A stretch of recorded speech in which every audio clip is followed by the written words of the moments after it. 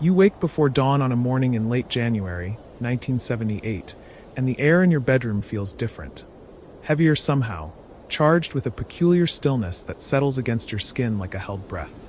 Outside your window, the darkness carries an unusual quality, a muffled density that seems to press against the glass, and you lie there for a moment disoriented, sensing that something fundamental has shifted in the world beyond your walls. The furnace hums its steady rhythm in the basement below, that familiar mechanical heartbeat that has marked the passage of winter nights throughout your life. But beneath it you become aware of an absence, a great silence where there should be the ordinary sounds of early morning. No distant traffic, no neighbor's door closing, no wind rattling the storm windows in their frames. You rise slowly, your bare feet finding the cold floorboards, and move toward the window with the cautious steps of someone approaching a threshold they cannot quite name. The curtains are still drawn, heavy fabric that blocks the winter drafts. And when you pull them aside, the darkness outside is not the familiar deep blue of pre-dawn, but something else entirely, something white and dense and absolute.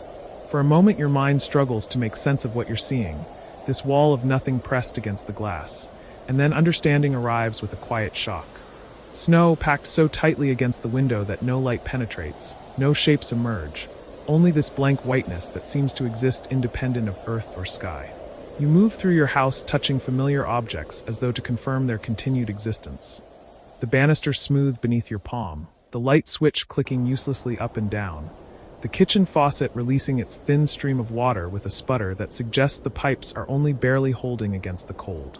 The electricity, you realize, is gone, and in its absence the house feels larger somehow, full of shadows that pool in corners and doorways, transforming rooms you have known for years into spaces that feel strange and provisional. You light a candle because it seems the right thing to do, the necessary thing, and in its small circle of illumination, you can see your breath forming pale clouds that dissipate slowly in the frigid air. The clock on the wall, battery-powered, tells you it is 5:30 in the morning, January 26th, 1978, though the information feels abstract, disconnected from the reality unfolding around you. Time itself seems suspended in this white darkness, this silence that presses against every surface of your home.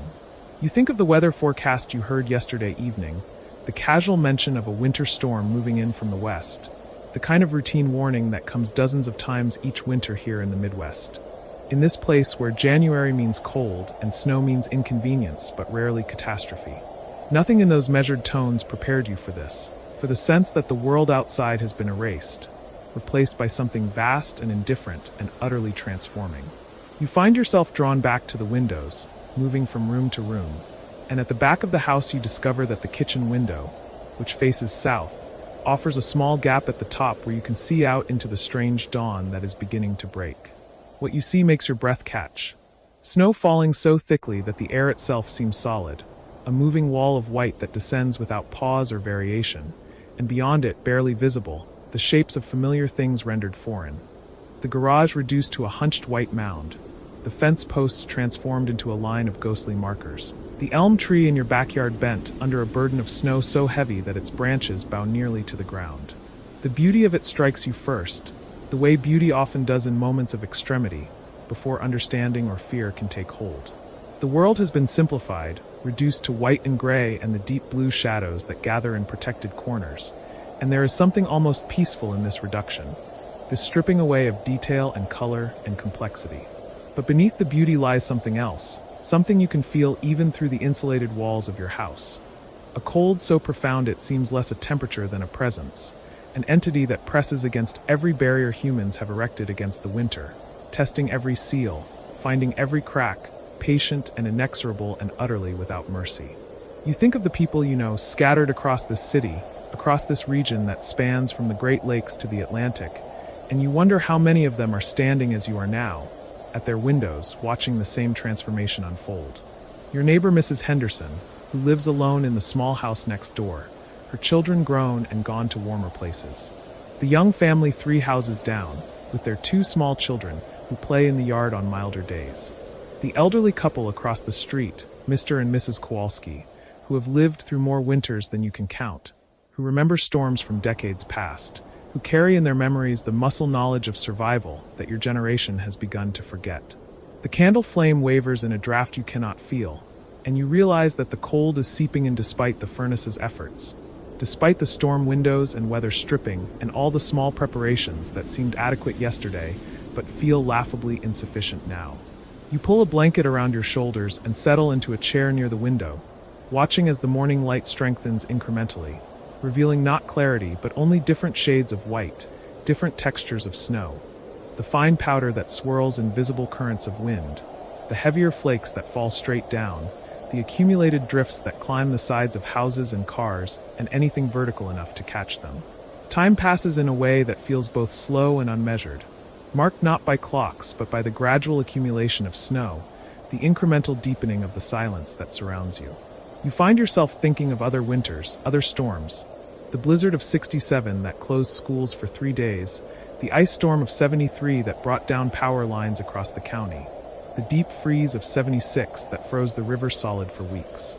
Each of those events seemed significant at the time, worthy of stories told and retold.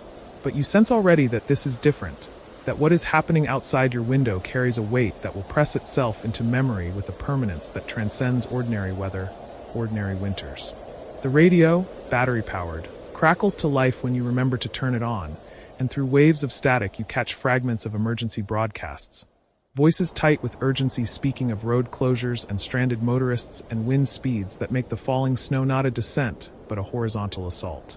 The National Weather Service has issued warnings that seem inadequate to the reality unfolding. Blizzard conditions, zero visibility, life-threatening cold. The governor, they say, is mobilizing the National Guard. Interstate highways have been closed. Cities are shutting down. The phrases wash over you, each one attempting to contain in language something that feels beyond containment, a force that has arrived without warning adequate to its magnitude, and is now simply present, indifferent to human plans or preparations or protests. You move through your house making small preparations, acting on instincts you did not know you possessed, filling pots and pitchers with water in case the pipes freeze, gathering candles and matches in central locations, closing off unused rooms to conserve what heat remains. The furnace continues its valiant struggle, but you can feel it losing ground against the cold that presses inward from every direction. Can sense in the house's settling groans and creaks that the structure itself is under siege. You dress in layers, wool socks and sweaters, and the heavy flannel shirt you reserve for outdoor work, and still you feel the cold finding its way to your skin, patient and persistent. Through the southern window you watch the storm with a kind of helpless fascination, the way one might watch the ocean in a hurricane, aware of power too great to resist or reason with. The snow has accumulated to depths you would not have believed possible. 3 feet, 4 feet, 5 feet in the drifts that pile against the house and garage and fence. The wind, when it gusts, lifts the surface snow and sends it streaming in white curtains that erase the world entirely for seconds at a time. And in those moments you feel the isolation settle over you like a physical weight, the understanding that you are cut off, that everyone is cut off, each household an island in an ocean of white. The morning stretches into afternoon though the light barely changes, the sky remaining that uniform white-gray that seems to have no source, no direction, only a diffuse glow that makes shadows soft and distances impossible to judge. You eat sparingly from the refrigerator, aware that without power the food will not last long, that the deep freeze outside might actually serve as preservation if you can find a way to use it safely. The simple acts of survival begin to occupy your thoughts. Not comfort or convenience or plans for the future, but the immediate necessities of warmth and sustenance, and the maintenance of the small sphere of habitability you can control. You think of the city beyond your neighborhood, the downtown towers where thousands work on ordinary days, the hospitals that cannot close regardless of weather, the emergency services that must somehow continue functioning.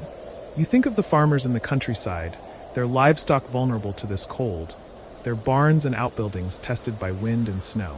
You think of the small towns scattered across the plains, communities where everyone knows everyone, where isolation is a fact of geography even in mild weather, where a storm like this could mean days or weeks of complete cutoff from the larger world.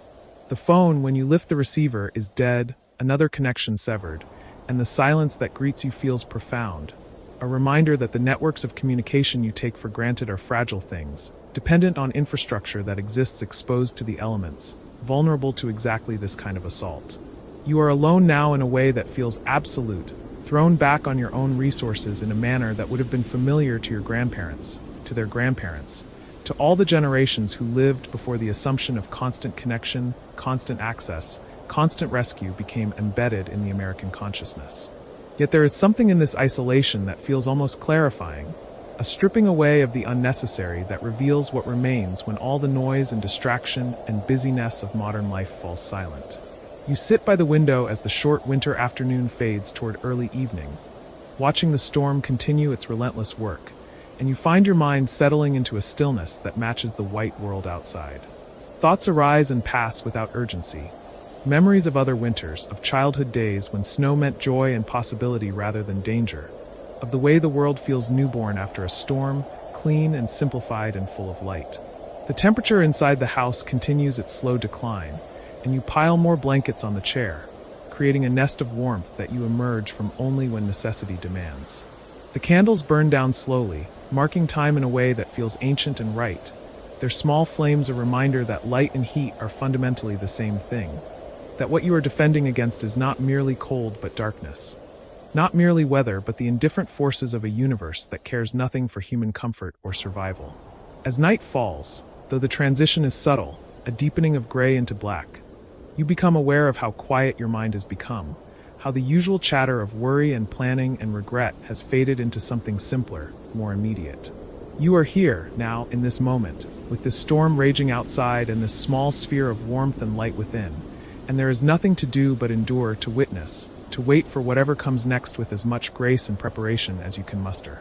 The wind picks up as darkness completes itself, and you can hear it now, a low moan that rises occasionally to a howl, the voice of the storm finally making itself heard. It rattles the windows in their frames and finds harmonics in the eaves and chimney, creating a symphony of desolation that speaks to something primal in your nervous system, some ancient fear of winter and wilderness, and the great indifferent powers that have always pressed against human fragility.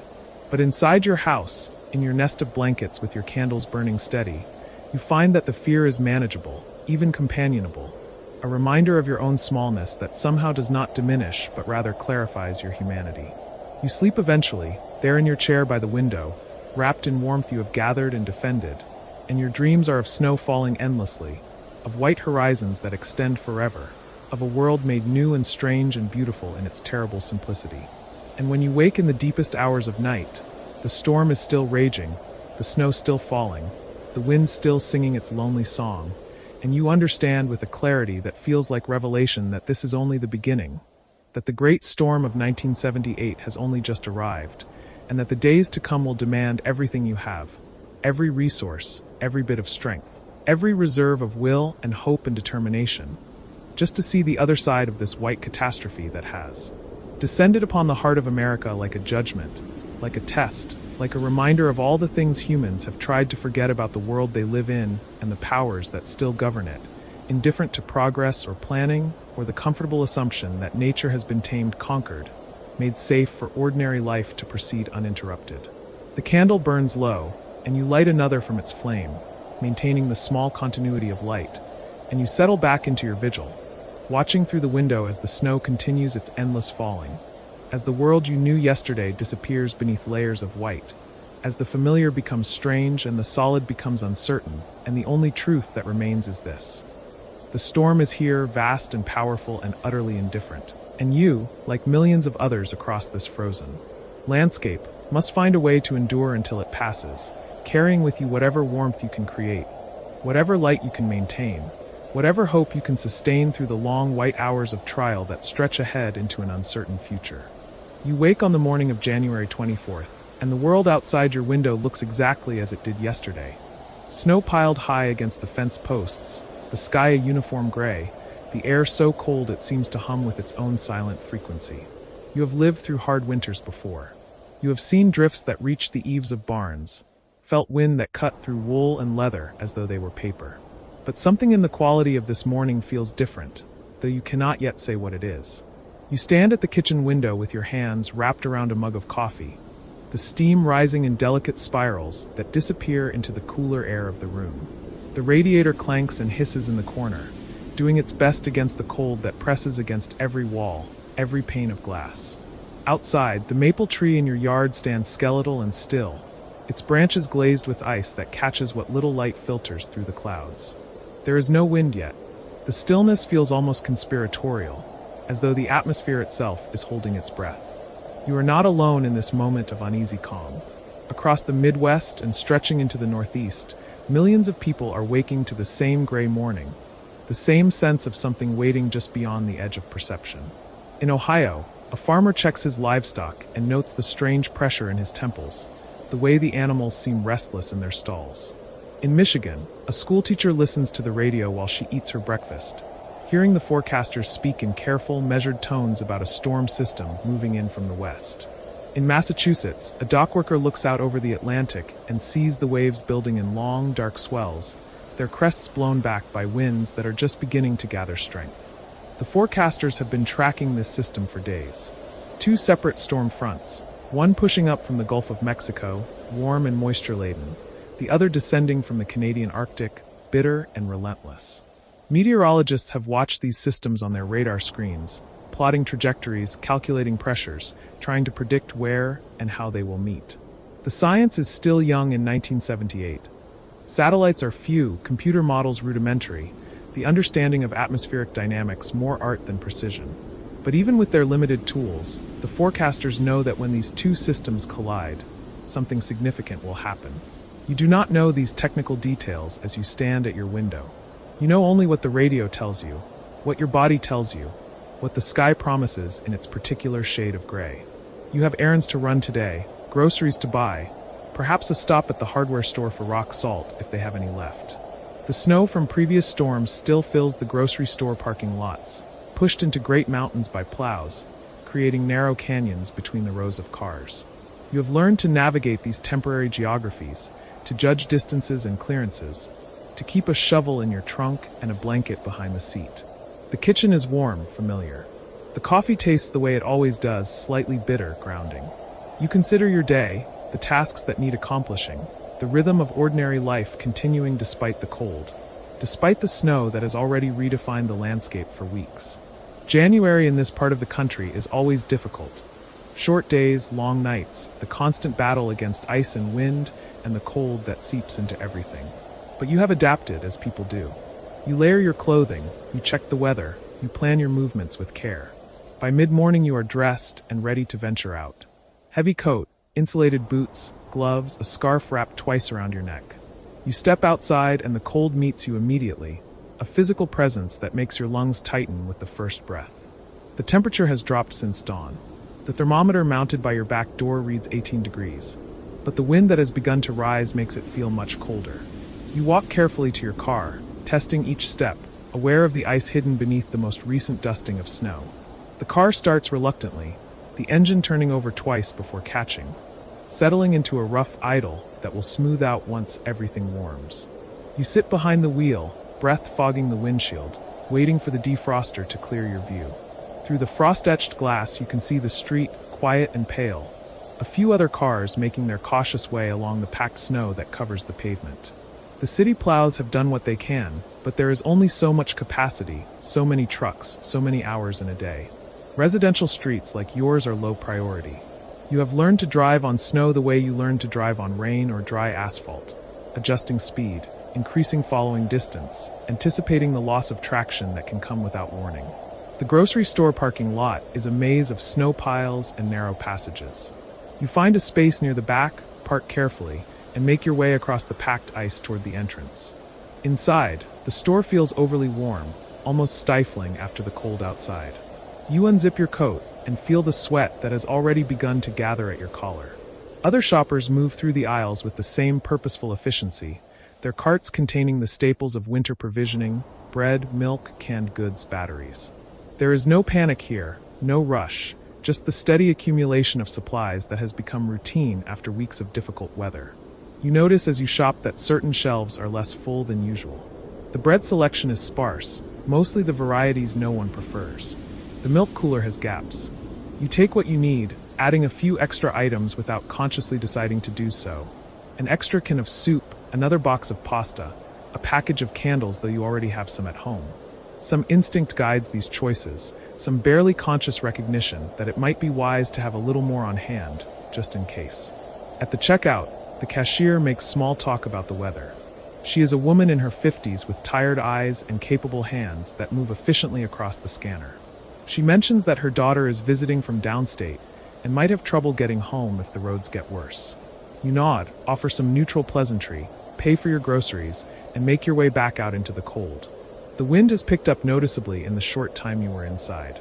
It comes from the northwest now, steady and insistent, carrying with it a fine snow that stings your cheeks and finds its way into every gap in your clothing. You load your groceries into the trunk, get back behind the wheel, and sit for a moment, listening to the wind rock the car gently on its suspension. The radio is still tuned to the local station. The announcer is reading the forecast, his voice calm but emphatic. Winter storm warnings have been upgraded. The two systems are converging faster than expected. Heavy snow is anticipated by evening, continuing through the night and into tomorrow. Accumulations of 12 to 18 inches possible, with higher amounts in some areas. Winds increasing to 30 or 40 miles per hour, with gusts potentially reaching 60. Blowing and drifting snow will create dangerous travel conditions. Residents are advised to avoid unnecessary travel, to stay informed, to prepare for possible power outages. You sit and listen to these words, trying to translate them into something concrete, something you can picture. 12 to 18 inches. That is significant, but you have seen that much snow before. 60-mile-per-hour winds. That is concerning, but not unprecedented. Power outages. You have candles, a flashlight, a transistor radio with batteries. You mentally inventory your preparedness, finding it adequate if not exceptional. You have food, heat, shelter. You have neighbors you know at least well enough to nod to in passing. You have survived every winter of your life. This one will be no different. But as you drive home, something in the quality of the wind makes you uncertain. It has a raw, persistent character that speaks of duration rather than intensity alone. This is not a wind that will gust and die, gust and die. This is a wind that has settled in for a long stay. The snow it carries is fine and dry, almost granular, the kind that does not pack easily but drifts endlessly, building sculptures that defy logic, burying some things while leaving others strangely exposed. By the time you pull into your driveway, the visibility has decreased. The houses across the street are softened, blurred at the edges. The wind moans around the corners of your house, finding every loose shingle, every gap in the siding, announcing its presence in a dozen small voices. You carry your groceries inside, making 2 trips, feeling the cold penetrate more deeply with each journey from car to door. Inside, you unpack quickly, putting things away with the practiced efficiency of long habit. Bread in the bread box, milk in the refrigerator, canned goods in the pantry. The mundane tasks feel reassuring, an anchor against the growing restlessness of the world outside. You turn on the television. The local news is covering the approaching storm, showing maps with sweeping arrows and color-coded zones. The meteorologist stands before his primitive green screen, pointing to the low-pressure systems with a pointer that wobbles slightly in his hand.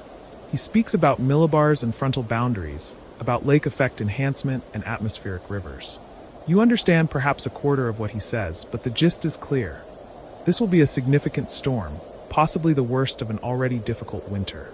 Officials are urging people to complete their preparations now, before conditions deteriorate further. You watch for a while, then turn the television off. The silence that follows feels thick, emphasized rather than broken by the sound of wind outside. You move through your house, checking windows, making sure they are latched tight. You bring in a few extra pieces of firewood from the covered pile on your back porch, stacking them neatly by the fireplace even though you rarely use it, preferring the convenience and efficiency of the gas furnace. But something makes you want the option, the possibility of heat and light that does not depend on power lines or gas mains. Afternoon settles into a premature dusk.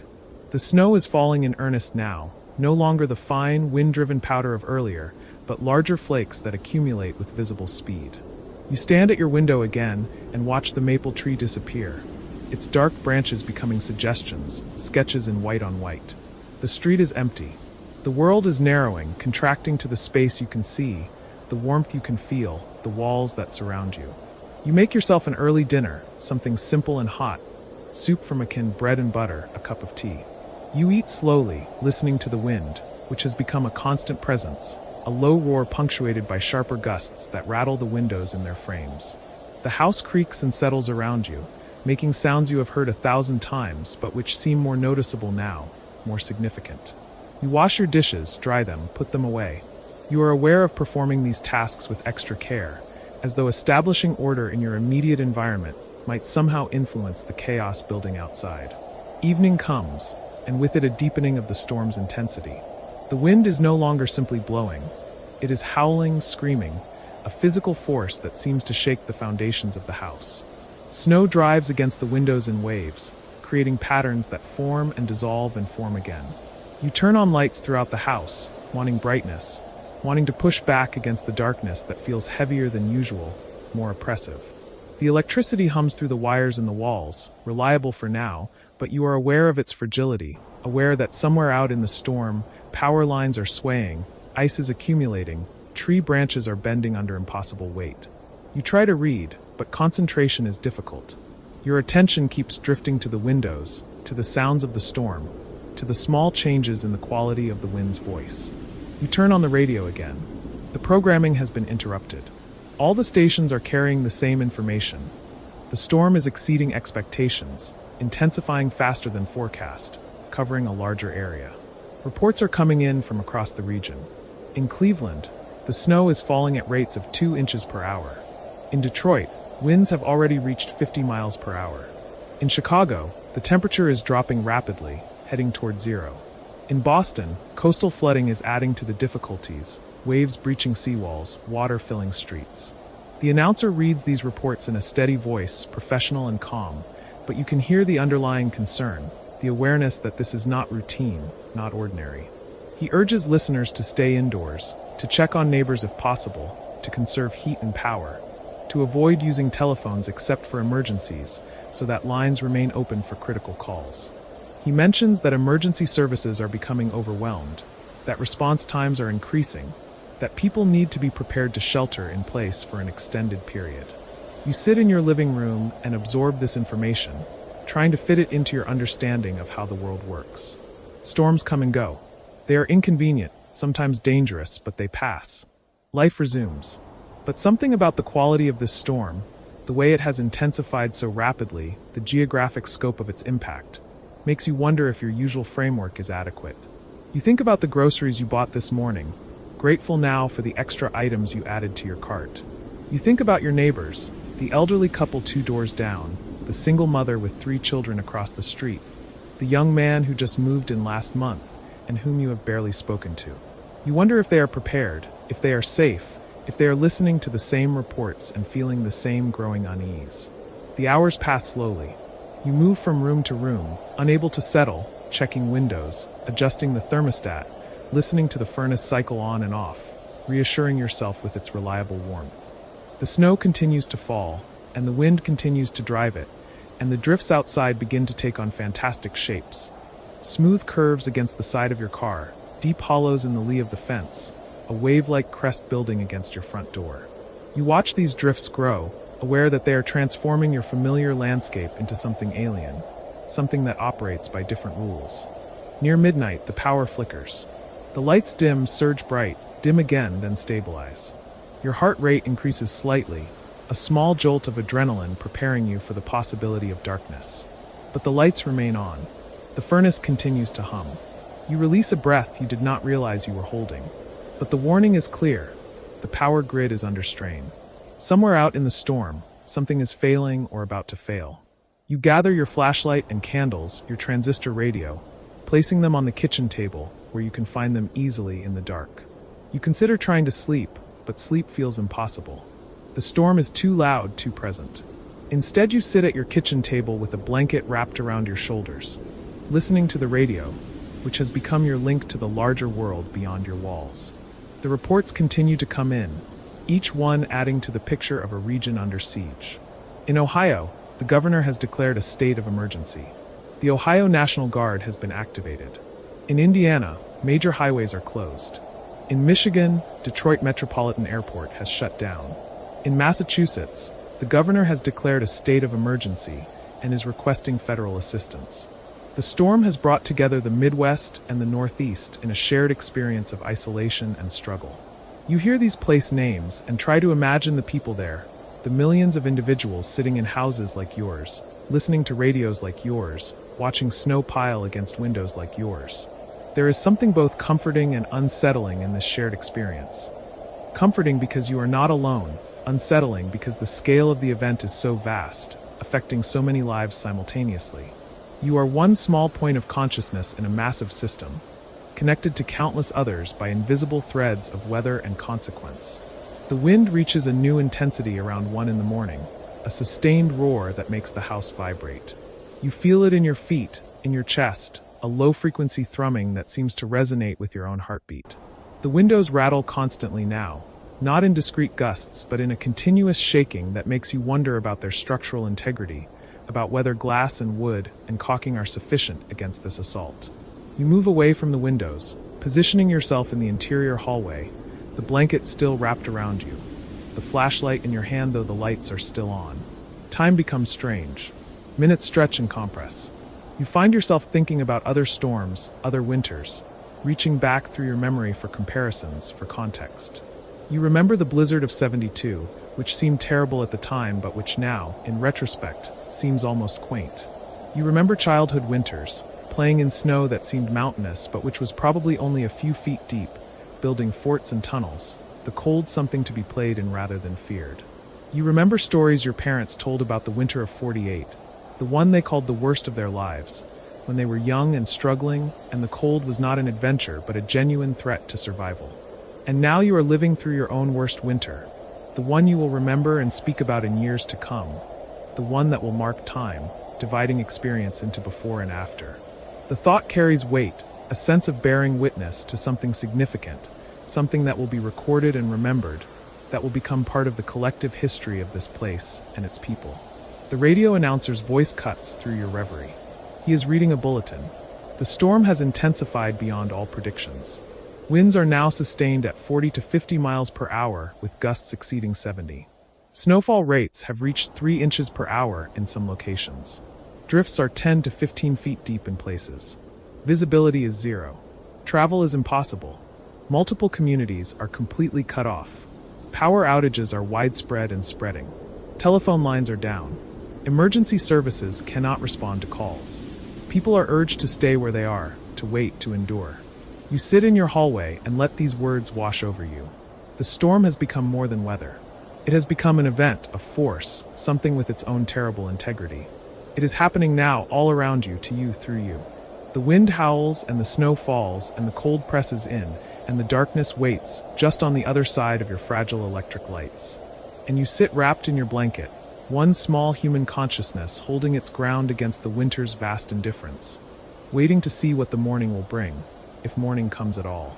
You stand at the window on the morning of January 26th, watching as the first true waves of the storm assert themselves with quiet violence. And you understand now that yesterday's anxiety was merely prologue to this, the unfolding of something far greater than weather, something that feels almost geological in its scale and patience. The glass before you trembles in its frame, not with any single gust, but with the sustained pressure of wind that has decided to remain, to push, to test every seal and joint in the structure that surrounds you. Beyond the pain, the world has begun its transformation into abstraction, the familiar landmarks of your street dissolving into suggestions, into half-remembered shapes that appear and vanish as the snow thickens and swirls. The maple tree across the way, the one you've watched through every season since you moved here 3 years ago, now exists only as a darker density within the white, a vertical smudge that wavers and threatens to disappear entirely with each fresh assault of wind-driven snow. The radio continues its litany of closings and warnings, the announcer's voice carrying a new quality this morning, something tighter around the edges, as though the comfortable distance between reporter and event has begun to collapse. You hear him list towns and counties, schools and government offices, a cascading series of suspensions and cancellations that maps the storm's reach across state lines and time zones. Indiana, Ohio, Michigan, Pennsylvania, New York, Massachusetts, Connecticut, Rhode Island. The names accumulate like snowdrifts themselves, each one representing thousands of individual decisions to stay home, to wait, to acknowledge that normal life has been temporarily but absolutely suspended.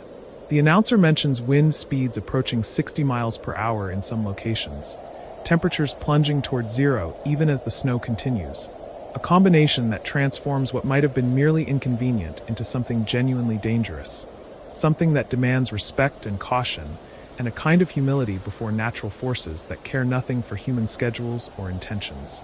You move away from the window, back into the warmer interior of your apartment, and you begin the small rituals of storm preparation that your grandmother taught you years ago, during a different winter in a different place. Rituals that felt quaint and unnecessary until now, until this morning when they suddenly carry the weight of wisdom. You fill the bathtub with water, not because you expect the pipes to freeze. Your building is solid, well-maintained, the landlord conscientious, but because the gesture itself is a form of conversation with uncertainty, an acknowledgement that systems you normally trust without thought might falter under sufficient strain. You gather candles from various drawers and closets, matching them with holders, creating small stations of potential light throughout the apartment. You check your flashlight batteries, your transistor radio, the canned goods in your cupboard, the matches in the kitchen drawer. Each action is simple, almost mundane, yet together they compose a kind of armor against the unknown, a structure of readiness that feels both practical and profoundly psychological. Your neighbor across the hall, Mrs. Kowalski, knocks softly around mid-morning, and when you open the door you see her standing there in her quilted housecoat and slippers, her white hair arranged in its customary neat waves, her face composed but serious. She asks if you have everything you need, if you're comfortable, if you might come check on her later if the power goes out.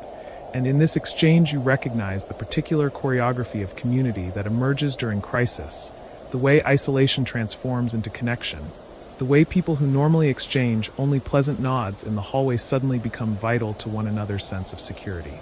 You assure her that you'll check on her, that she should knock if she needs anything, and you see the relief in her eyes, the slight relaxation in her shoulders. She tells you about the blizzard of 1950, when she was newly married and living in a farmhouse outside Cleveland, how the snow had drifted so high against the north side of the house that they'd climbed out a second-story window and walked across the top of it, how strange and dreamlike it had felt to stand level with the roof while the world below remained buried and inaccessible.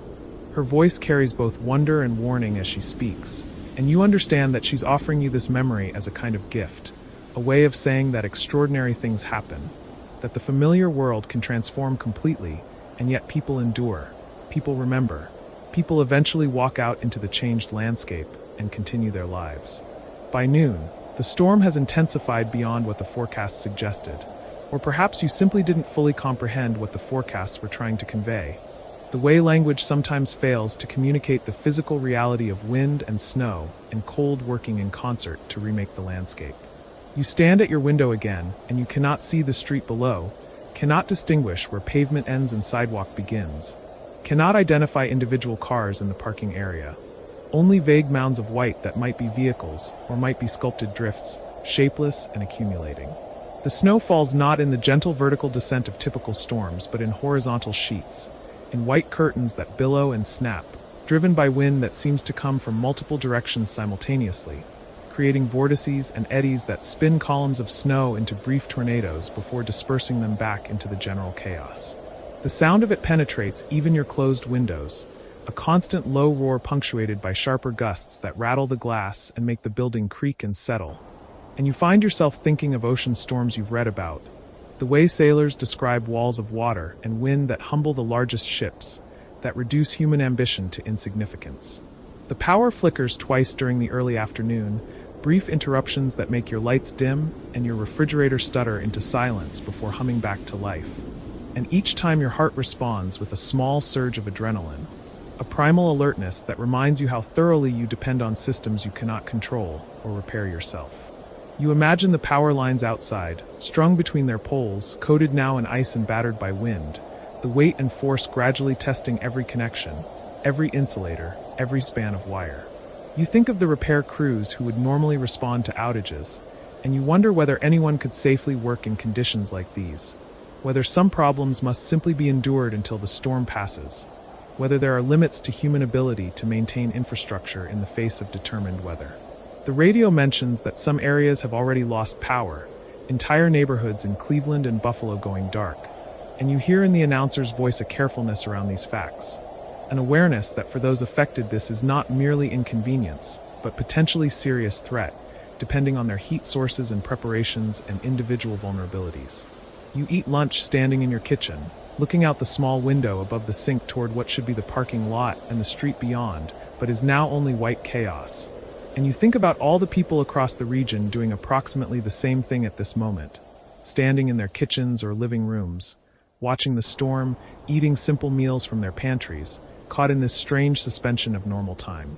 It strikes you that there's something almost medieval about it, this enforced pause, this inability to travel or work or maintain the usual pace and patterns of modern life, as though the storm has temporarily revoked the 20th century and returned you all to an earlier mode of existence, one governed by seasons and weather rather than schedules and ambitions. You think of the highways you cannot see from here, but which you know must be impassable. Think of the abandoned vehicles you've heard mentioned on the radio, cars and trucks stranded in drifts so deep that their drivers had no choice but to leave them and seek shelter elsewhere. Think of the travelers caught between destinations, the complicated web of plans and intentions that the storm has simply erased, rendered void with absolute indifference. During the afternoon, the temperature drops further, and you can feel it even inside your apartment, a coldness that seems to penetrate the walls themselves, that makes the warm air from your radiators feel thin and insufficient. You layer yourself in sweaters and wool socks, wrap a blanket around your shoulders, make tea, and hold the cup close to your face to feel the steam against your skin. The wind outside has found a new pitch now, a higher keening note that weaves through the lower roar, and occasionally you hear sharper sounds, cracks and bangs that might be branches breaking under accumulated weight, or metal signs tearing loose from buildings, or shutters coming unhinged. The small casualties of sustained assault that will only be discovered later, after the white subsides and reveals what it has damaged or destroyed. You find yourself thinking about the people who are not safely inside, the homeless men and women who normally shelter in doorways and under bridges, and you feel a clutch of worry for them, hoping that someone has opened emergency shelters, that outreach workers have managed to bring them in before the storm made travel impossible. The radio brings news from across the affected region throughout the afternoon, and through these fragmentary reports you begin to assemble a larger picture of what's happening beyond your immediate view. In Boston, snow is falling at rates of 4 inches per hour, accumulating faster than any plowing effort can manage. The city's streets rapidly becoming unnavigable even for emergency vehicles. In Buffalo, where they're accustomed to heavy snow from lake-effect storms, even the hardy residents are expressing awe at the intensity and duration of this system, which shows no signs of weakening as it stalls over the Great Lakes and draws moisture from the relatively warm water below. In Cleveland, the combination of snow and wind has created drifts 15 feet high in some locations, completely burying first-floor windows and making entire neighborhoods look like alien landscapes of white dunes and valleys. In Providence, the governor has declared a state of emergency and banned all vehicular travel, effectively closing down the entire state. While in New York City, the normally relentless machinery of urban life has ground to a near halt, subways running on reduced schedules, bridges closing one by one as conditions deteriorate beyond safety thresholds. You hear a story on the radio about a woman in labor in suburban Cleveland, how the ambulance couldn't reach her house through the snow, how neighbors and her husband had to carry her on a makeshift stretcher to a nearby fire station, struggling through drifts up to their waists, and how the baby was eventually delivered there with the help of the firefighters and a doctor reached by radio. Everyone safe but shaken by the ordeal. The announcer relates this story with a mixture of relief and concern, and you find yourself profoundly moved by it, by this image of people struggling through impossible weather to help one another, by the determination and cooperation that crisis evokes, by the fact that somewhere in this white chaos a new life has entered the world despite every obstacle. You think about that baby, born during the blizzard, and you wonder if this will become part of her identity forever, a story told at birthdays and family gatherings, the day the world stopped and she arrived anyway, insistent and alive. As the afternoon lengthens toward evening, though you can barely tell the difference given the uniform white-gray darkness beyond your windows, you find yourself settling into a strange kind of rhythm with the storm, an acceptance of its presence and duration. You've abandoned any thought of it passing quickly, any hope that tomorrow will bring immediate return to normal. The forecasters are now saying the system might linger for another full day, perhaps longer, that the unique meteorological conditions, the collision of Arctic air masses with warmer systems, the position of the jet stream, the moisture from the Great Lakes, have created something unusual and powerful, a storm that will be studied and remembered, that represents an extreme even in a region accustomed to harsh winters. You realize you're witnessing one of those events that will serve as a reference point for years to come, the kind of experience people will date other events by, saying that was 2 years after the blizzard, or right before the big storm. The way your grandparents talked about the Depression or the war, using historical markers that needed no further explanation because everyone who lived through them carried the memory. You prepare a simple dinner as the light fades, and you eat it slowly, conscious of the need to occupy time gently, to avoid the restlessness that might come from being confined without enough to do. After you've washed your dishes and put them away, you settle into your armchair near the window with a book you've been meaning to read for months, a novel set in another time and place, and you find that the storm outside actually enhances your focus, creates a cocoon of necessity around your attention that makes the written world more vivid and immediate. For a while, you lose yourself in the story, traveling to warmer climates and different concerns. And when you look up again, the window has gone completely dark, only your own faint reflection visible in the glass against the blackness beyond. The storm continues its assault. You can hear it, feel it in the building's small movements. But inside your lit apartment, wrapped in your blanket with your book, you experience a moment of profound gratitude for shelter, for walls and roof and heat, for all the mundane protections that allow you to be comfortable while nature rages outside. The power goes out just after 8 o'clock, suddenly and completely, dropping you into darkness so total that for a moment you're disoriented, unable to remember where exactly you set down your flashlight despite your careful preparations earlier. You sit very still, letting your eyes begin to adjust, and gradually you can make out the slightly lighter rectangle of your window, the faint ambient glow that manages to penetrate even the storm's darkness. You reach carefully for the side table where you remember placing the flashlight, your fingers finding it on the second try, and when you thumb the switch, the beam cuts through the darkness with startling brightness, creating sharp shadows and making the familiar room look strange and theatrical. You light your candles next, placing them where you arranged their holders this morning, and soon you have a softer, warmer light filling the space, a golden glow that feels both primitive and comforting, that transforms your apartment into something from an earlier century, before electricity made night into an easily conquered inconvenience. Without the hum of the refrigerator, the buzz of lights, the various small electric sounds you normally don't even notice, the silence inside is profound, broken only by the storm's voice outside and the occasional creak of the building settling.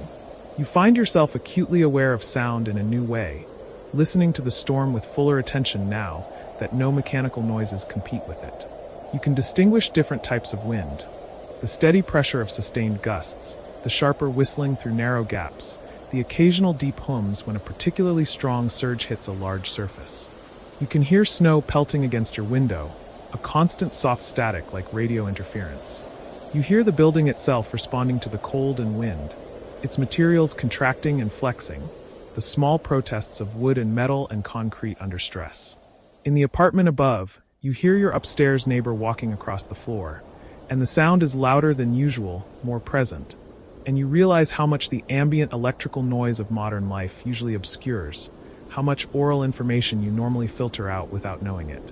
You check on Mrs. Kowalski as you promised, knocking softly and then entering when she calls out.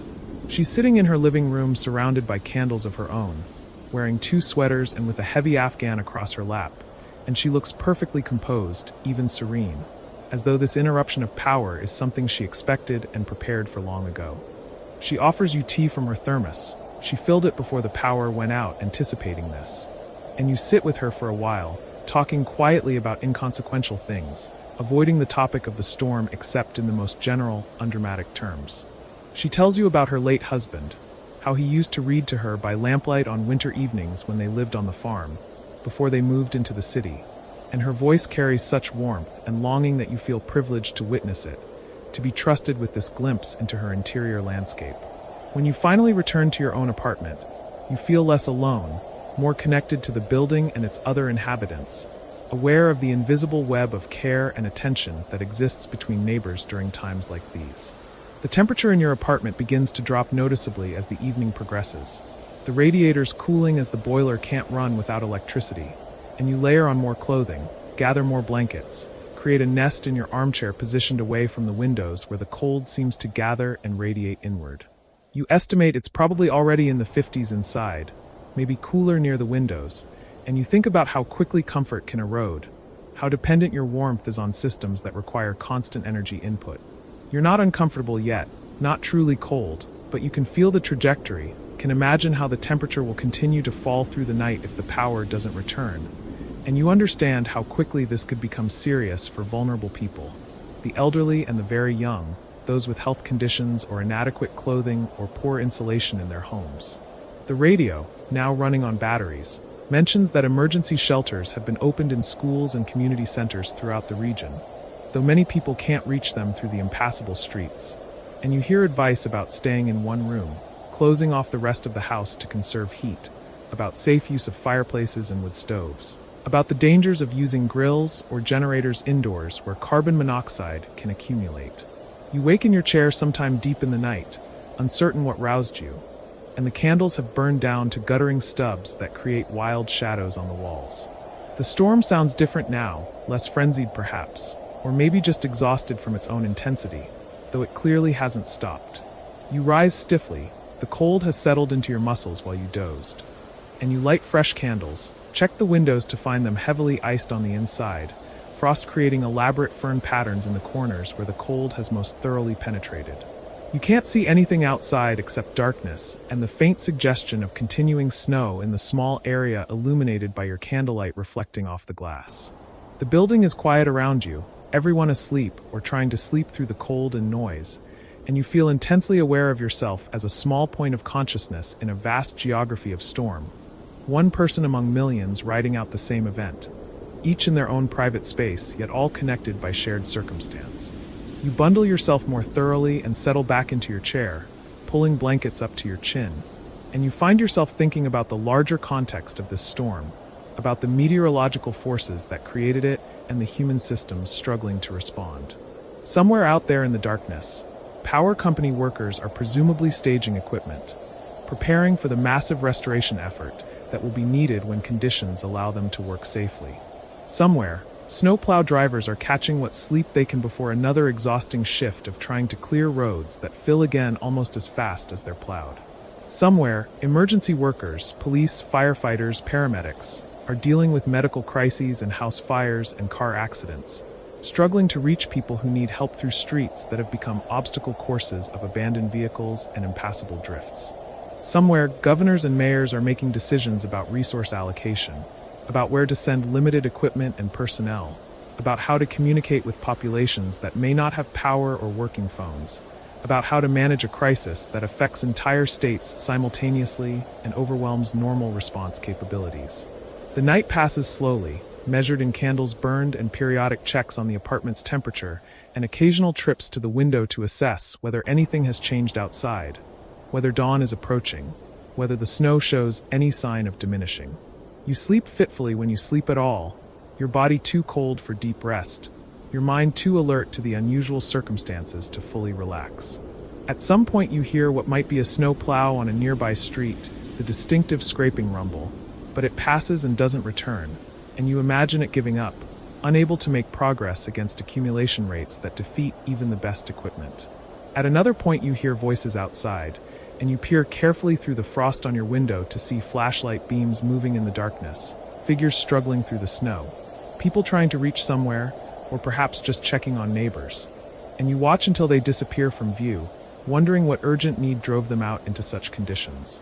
Dawn, when it finally comes, arrives almost imperceptibly, a gradual lightening of the darkness beyond your window from black to deep gray to the flat white gray of a world entirely dominated by snow and cloud.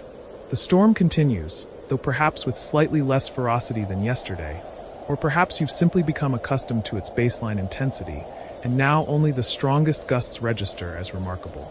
Your apartment has grown genuinely cold overnight, cold enough that you can see your breath, and your muscles are stiff and reluctant when you force yourself to rise and move around, trying to generate warmth through activity. You do simple exercises, careful stretches, and walking in place, jumping jacks that feel absurd in your multiple layers of clothing, but which succeed in getting your blood moving, warming you from the inside even though the apartment air remains stubbornly frigid. The radio brings morning reports that feel almost apocalyptic in their scope. Highways completely closed across multiple states, cities paralyzed, death tolls beginning to be tallied as rescue workers find people trapped in cars or homes without heat, economic impacts mounting as businesses remain shuttered and commerce ceases across vast areas. The numbers are difficult to fully comprehend, 2 feet of snow in some places, 3 feet in others, wind gusts that peaked over 70 miles per hour, wind chills that reach 40 below zero, hundreds of thousands of people without power, potentially millions affected in various ways. The announcer's voice carries a kind of awe now, as though the full magnitude of the event is only now becoming clear, as though the first day was merely the storm's introduction, and this second day reveals its true character and staying power. You make breakfast from food that doesn't require cooking, bread and peanut butter, fruit from your bowl, water from the bottles you filled. And you eat it slowly, making the act last, giving yourself something to do and focus on. Through your window, as the gray light strengthens slightly, you begin to make out the transformed landscape outside, and what you see is genuinely astonishing. Cars in the parking lot are buried to their roofs, only smooth white mounds indicating their presence. The street has disappeared entirely, replaced by a continuous rolling surface of snow sculpted by wind into dunes and ridges that look more like desert formations than anything you associate with urban winter. Buildings are drifted halfway up their first floors on the sides facing the prevailing wind, while other sides are scraped nearly bare, the snow redistributed into massive accumulations elsewhere. A stop sign at the corner is barely visible, just the top 6 inches of its octagon poking above the white, and you realize the snow must be 5 feet deep there, maybe more, a depth that makes normal human movement almost impossible, that would exhaust even strong people within minutes of struggling through it. Nothing moves in the landscape you can see except the snow itself, still falling, still drifting, still being rearranged by wind into new configurations. No cars attempt the buried streets, no pedestrians venture out, no animals are visible. Everything with sense or instinct has sheltered and stays sheltered. The world has become purely elemental, stripped of human activity and intention, returned temporarily to a state where weather and geography are the only relevant forces. You stand at your window for a long time, simply watching, feeling something that might be fear but might also be wonder, might be concern but might also be a strange appreciation for nature's power to overwhelm and simplify, to reduce complexity to a single question. How do you survive this? Mrs. Kowalski knocks mid-morning, and when you open the door she looks smaller than yesterday, more fragile, though her voice remains steady. She asks if you have any extra batteries for her radio, which has gone silent, and you realize that losing contact with news and information adds another layer of isolation and anxiety to the experience. Cuts you off not just physically but psychologically from the larger world. You share your spare batteries, and she thanks you with a warmth that seems disproportionate to the small gift until you recognize how much it means to maintain that connection. That voice from beyond the storm assuring you that you haven't been completely forgotten or abandoned. You offer to bring her some of your food if she needs it, and she assures you she's well provisioned, that she learned long ago to keep a well-stocked pantry. But you can see she's pleased by the offer, by the knowledge that she's not alone in the building, that people are paying attention.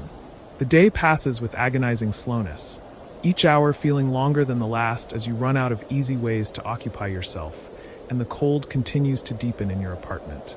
You read, but your fingers grow too stiff to comfortably turn pages. You try to write letters, but the pen feels awkward in your numb hand. You do more exercises to stay warm, but they leave you tired, and you have to conserve your energy, have to remember this might continue for another full day or more. You find yourself sleeping more than seems necessary, your body's response to cold and boredom, and you wake from these naps disoriented, momentarily forgetting where you are or what's happening until the cold reminds you and you hear the storm still raging outside. In the afternoon, you hear a helicopter, the distant thump of rotors penetrating the storm noise, and you imagine it's a medical evacuation or a news crew documenting the storm from above. And you wonder what the region looks like from that altitude, whether you can see the full extent of the system, the spiral of clouds feeding it, the vast white blanket it's laid across the landscape. You wish you could see that perspective, could understand your small experience as part of something larger and more comprehensible, but you're bound to this ground-level view, this individual endurance. By evening of the second day, the storm finally begins to show signs of weakening. The wind doesn't stop, but it loses some of its sustained fury, coming now in gusts separated by brief relative calms rather than the constant pushing pressure of before. The snow continues but less heavily, the flakes larger and falling more vertically, and through brief breaks in the clouds you occasionally glimpse darker sky beyond, suggestions that this system might actually end, that clear weather might eventually follow. The radio confirms that the storm is moving, finally, tracking slowly northward into Canada. The lake effect snow will continue in some areas for days, and the digging out process will take much longer. You feel something release in your chest at this news, tension you didn't fully realize you were holding, and you understand that you'd begun to wonder, somewhere in the back of your mind, whether it might never stop, whether you'd somehow entered a world where winter had become permanent and absolute. You stand at the window on the fourth morning, and the world outside has begun to shift in ways you cannot yet name, subtle changes that register first as feeling rather than sight. The light is different now, still pale, still filtered through endless gray, but carrying within it the faintest suggestion of warmth, a quality you had almost forgotten existed. The glass before you remains etched with frost in patterns that have grown familiar, delicate ferns and spirals that have become a kind of companion in these long hours of watching. But along the bottom edge you notice something new. Small beads of moisture, clear droplets gathering where ice meets wood, catching what little light there is and holding it like tiny promises. The temperature has risen, you realize, though only by degrees that would have seemed meaningless to you a week ago. Back when the difference between 22 and 24 degrees would have registered as nothing more than a number on a distant weather report, a statistic without weight or consequence. Now those 2 degrees feel monumental, a shift in the fundamental nature of the world around you, because they mean the blizzard is changing, transforming from the howling beast that swallowed the city whole into something quieter, more contemplative, a presence that has exhausted its fury and settled into a kind of watchful stillness. The wind still moves through the streets below, but its voice has changed, no longer that constant shriek that rattled windows and nerves alike, but a lower sound, almost conversational, as if it has said what it needed to say and now merely murmurs to itself, reviewing its work, considering what it has accomplished. You hear movement in the hallway outside your apartment, footsteps that pause at each door, and a moment later comes a knock, tentative but purposeful. When you open the door, you find Margaret from 3 floors up, wrapped in layers that make her seem smaller somehow, more vulnerable, though her eyes are bright with an energy you recognize as the particular restlessness that comes from too many days spent in confined spaces with only one's own thoughts for company. She tells you that word has spread through the building that the main roads might be passable by tomorrow, that she heard it from David on the 2nd floor, who heard it from someone who managed to get a call through to someone at the emergency services line. And though you both know this is information passed through too many hands to be entirely reliable, you also know it doesn't matter, because what she's really come to say is simpler than that.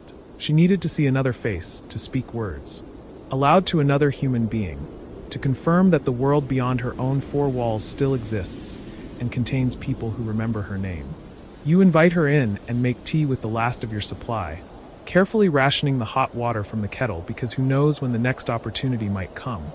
And the 2 of you sit by the window watching the street below where nothing moves except the endless drift of snow reshaping itself according to wind patterns that seem to follow laws you cannot quite discern. She tells you about her daughter in Pennsylvania, how she hasn't been able to reach her since the day before the storm hit, how the not knowing is its own particular kind of cold, settling in her chest and refusing to thaw no matter how many layers she wraps around herself. You listen without offering the hollow reassurances that feel increasingly meaningless in this transformed world, knowing that what she needs is not comfort but witness, someone to hold the weight of her worry alongside her, so she doesn't have to carry it entirely alone. She asks if you remember the winter of '67, and you shake your head because you were elsewhere then, in a different city living a different life, and she nods and tells you anyway, describing it in detail that suggests she has been reviewing this memory often in recent days, comparing that storm to this one, measuring them against each other like 2 chapters in a long book about survival and endurance. That storm lasted 3 days, she says, and the city ran out of places to put the snow, dumped it in the river where it floated in massive chunks like displaced icebergs. And she remembers thinking then that she had seen the worst winter could offer, that she could measure herself against that experience and know she was equal to whatever cold might come. But this storm, she says, and then stops, searching for words that seem to elude her, finally settling on a simple shake of her head that contains more meaning than any description could hold. Through the window you watch a figure emerge from the building across the street, the first person you've seen attempt the journey outside in more than a day, bundled so completely that you cannot tell age or gender, only that they move with the careful deliberation of someone testing each step before committing weight to it, probing the snow's surface with a walking stick or pole, advancing in increments that seem almost ritualistic in their precision. Margaret stops mid-sentence to watch alongside you, both of you drawn to this small drama unfolding in the white expanse below, this single human figure asserting itself against the vast indifference of accumulated snow and wind-sculpted drifts. The figure makes it perhaps 20 feet from the door before stopping, standing utterly still for a long moment that stretches and stretches, and you find yourself holding your breath, willing them forward, investing more emotional weight in this stranger's journey than you can quite explain even to yourself. Then the figure turns around, begins the careful retreat back toward the building, and something in you sinks, though you know it's the sensible choice, the only real choice given the conditions that still prevail despite the subtle shifts you've begun to notice. Margaret releases a breath you didn't realize she was holding and says, "Not yet," and you nod, understanding that these two words contain entire philosophies about patience and timing, about knowing when to push forward and when to conserve strength for battles that lie ahead. The figure disappears back inside, and the street returns to its empty state, and the two of you continue watching as if something else might appear, as if the world might offer up some new sign or signal to help you understand what comes next. Across the city, in hospitals running on generator power and ration supplies, the fourth morning brings its own particular challenges that have nothing to do with the immediate drama of the storm itself, and everything to do with the accumulated stress of days spent operating at the edge of capacity, days that have worn down equipment and spirits alike to their most fragile states. In the ICU at University Hospital, a ventilator begins making a sound that nobody has heard before, a clicking where that causes the night nurse, still on duty though her shift should have ended hours ago because her replacement cannot make it through the blocked streets, to stop mid-motion and listen with the focused intensity of someone who knows that unfamiliar sounds in this environment are never benign, are always heralds of complications that will require immediate attention and careful management. She moves to the machine, checking connections and settings, running through mental checklists accumulated over 15 years of critical care nursing, and finds nothing obviously wrong. But the sound persists, that subtle clicking that might mean a bearing beginning to fail or a motor laboring under strain. It was never designed to sustain for this long without maintenance or rest. The patient connected to this machine breathes in rhythm with its cycling, unaware of the drama unfolding around him. His unconscious form the still center around which all this concern revolves, and the nurse places her hand gently on his shoulder. A gesture that has become automatic after so many years, this small affirmation of human presence and care. While with her other hand she reaches for the phone to call the supervisor, to alert the respiratory therapist, to begin the careful dance of managing a potential crisis before it becomes an actual emergency. Down in the basement of the same hospital, where the generators have been running continuously since the power failed on the second day of the storm, the maintenance engineer, whose name is Thomas, but whom everyone calls Tommy, makes his hourly rounds, checking oil levels and coolant temperatures, listening with ears tuned to the slightest variation in the machine's steady rumble, this deep throb that has become the hospital's heartbeat, the sound that underlies every procedure and treatment, happening in the floors above. He carries a clipboard where he records his findings, numbers and check marks that tell a story he alone can fully read. And with each passing hour the story grows slightly more complicated, because the generators were designed for backup use, meant to carry the hospital through brief outages measured in hours not days, and they are performing admirably, beyond their specifications really, but nothing runs forever without consequences, and he can see the signs of strain accumulating like small debts that will eventually come due. He thinks about his wife and daughters at home, hopes they are staying warm, hopes they are managing the fireplace safely because they have never had to rely on it as sole heat source before, and there are tricks to it, ways of managing the draft and arranging the wood, that he should have taught them more carefully, lessons he always meant to share, but kept putting off because there always seemed to be time for later. He promised them he would come home as soon as he could be spared, but he knows and they know that this is a promise without a specific time frame attached, that as soon as he can be spared might mean days more, might mean however long it takes for the hospital to return to some version of normal operation, or at least until replacement staff can make it through the buried streets to relieve him. The generator's rhythm changes subtly, a slight hesitation in its cycle that lasts perhaps a second, perhaps less, but it's enough to bring Tommy's full attention back to the present moment, to the immediate task of monitoring and maintaining these machines upon which so many lives depend. He adjusts a valve, makes a note on his clipboard, and continues his rounds, this endless circuit through the basement's mechanical spaces, and finds comfort in the routine of it, in the clear purpose that allows no room for worry about matters beyond his immediate control. In neighborhoods throughout the city, the fourth morning brings a subtle shift in activity levels, a stirring that suggests some collective decision has been reached, some unspoken agreement that the time has come to begin the slow work of emergence, of testing the boundaries of this white world to see what might now be possible. You see it in the way more windows show light, in how voices carry across the stillness with a quality different from the previous day's isolation, calling to neighbors, exchanging information, beginning to weave back together the social fabric that the storm had seemed to completely unravel. Someone has managed to get a grill going despite the snow, and the smell of cooking meat drifts on the wind, incongruous and wonderful, a sensory reminder of normalcy that seems almost transgressive in its defiance of the conditions that still prevail. Margaret has gone back to her own apartment, but the traces of her visit remain in your space. The two teacups drying by the sink, the slight rearrangement of air and energy that comes from having shared your isolation with another person, having spoken aloud thoughts that had been circling in your head, taking on different weight and meaning when shaped into words and offered up for another's consideration.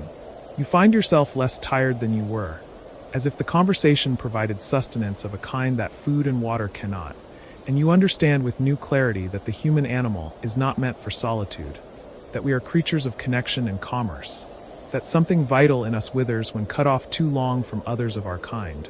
And this understanding makes you grateful for Margaret's knock at your door, grateful for her need to see another face because it meant you got to see hers, got to remember that you are part of a larger fabric, a community that persists even when snow and wind conspire to isolate each thread. You turn on the radio and find that more stations have returned to the air, their signals still weak and prone to static but present, and you catch fragments of news that begins to construct a larger picture of what has happened beyond your immediate view. The president has declared a federal disaster area. The National Guard has mobilized across multiple states. Helicopter drops of supplies have begun in the most isolated communities where roads remain completely impassable and may stay that way for weeks. The death toll continues to rise as rescue workers reach buildings that have been cut off since the storm began, finding people who ran out of heat or medication, or simply the will to keep fighting against the cold that seeped through every barrier and settled into bones and hearts alike. The numbers, when they come, are staggering in ways that your mind struggles to process.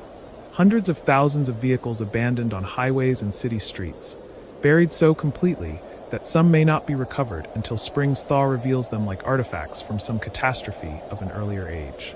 Millions without power, millions more under orders to stay in their homes, even as food supplies dwindle and heating fuel runs low. The economic impact measured in billions of dollars of lost productivity and storm damage. Though these numbers feel abstract compared to the immediate reality of cold and isolation and the small daily struggles that have filled your hours for the past 4 days. But woven through the grim statistics are other stories, smaller and more personal, tales of neighbors helping neighbors, of strangers taking in strangers, of extraordinary efforts and quiet heroism that emerge when systems fail and people are thrown back on their own resources and their willingness to help each other through.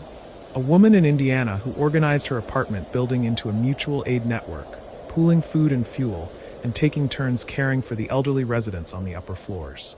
A teenager in Ohio who rigged a generator to power medical equipment for a homebound neighbor with emphysema, checking on him every few hours throughout the storm's worst days.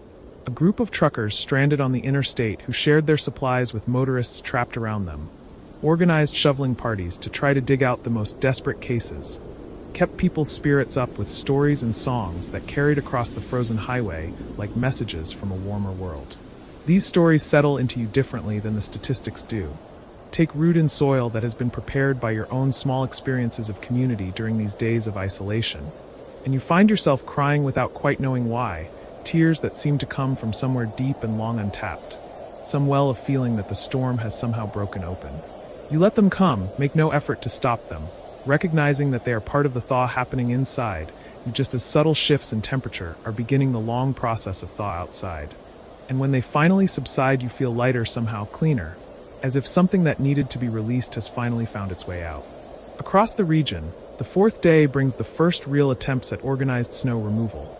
though organized, is perhaps too strong a word for the chaotic efforts that emerge as cities and towns try to come to grips with snow totals that have overwhelmed their equipment and budgets and any prior planning or preparation. In Cleveland, plows that have been running continuously for 4 days begin to break down, exhausted beyond their maintenance schedules, and the sound of mechanics working becomes as common as the plows themselves. This constant effort to keep the machines running long enough to clear at least the main arteries, to create corridors through which emergency vehicles can pass and supply trucks can begin to move. In smaller communities across Ohio and Indiana, where snow removal equipment consists of a handful of trucks and plows designed to handle normal winter conditions, the situation borders on impossible, the sheer volume of snow having created a task that would take weeks even under ideal conditions. And conditions are far from ideal, with more snow still falling intermittently and wind continuing to redistribute what has already fallen, filling in cleared sections almost as quickly as the plows can create them. Town councils hold emergency meetings to discuss declaring force majeure, to debate whether to focus limited resources on main roads or try to reach every street, knowing that either choice means leaving someone isolated, leaving some homes and families cut off from help if they should need it. The debates are heated but brief, pragmatism overriding politics in the face of crisis, and decisions get made that would normally take weeks of committee meetings and public hearings. Decisions about spending money that hasn't been budgeted and calling in help from neighboring jurisdictions and private contractors who will charge premium rates for the emergency work. There is no choice, really. Everyone understands this, understands that the storm has created conditions that demand action beyond normal bounds of fiscal responsibility or bureaucratic process, that the rules have changed because the game has changed, because winter has asserted itself with a force that makes normal considerations seem small and distant. You watch from your window as a plow finally appears on your street, the first you've seen venture down this relatively minor residential corridor, and the sight of it fills you with a disproportionate joy, this bright orange machine pushing a wall of white before it, carving a narrow channel through drifts that reach above your first-floor windows, creating a visible path where before there was only undifferentiated surface. The plow moves slowly, laboriously, its blades scraping against pavement you had almost forgotten existed beneath all this snow, and you find yourself following its progress with the intensity of someone watching a great drama unfold, invested in every foot of forward motion, disappointed when it reaches the end of your street and turns away, leaving behind a single cleared path that seems simultaneously enormous. Proof that change is possible, that the snow can be moved and managed, and pathetically small compared to the vast work that remains. But it's a beginning, you tell yourself, it's movement in the right direction, and you allow yourself to imagine what comes next. More plows working more streets, the gradual reopening of the city, the return of services and commerce and all the ordinary activities that constitute normal life.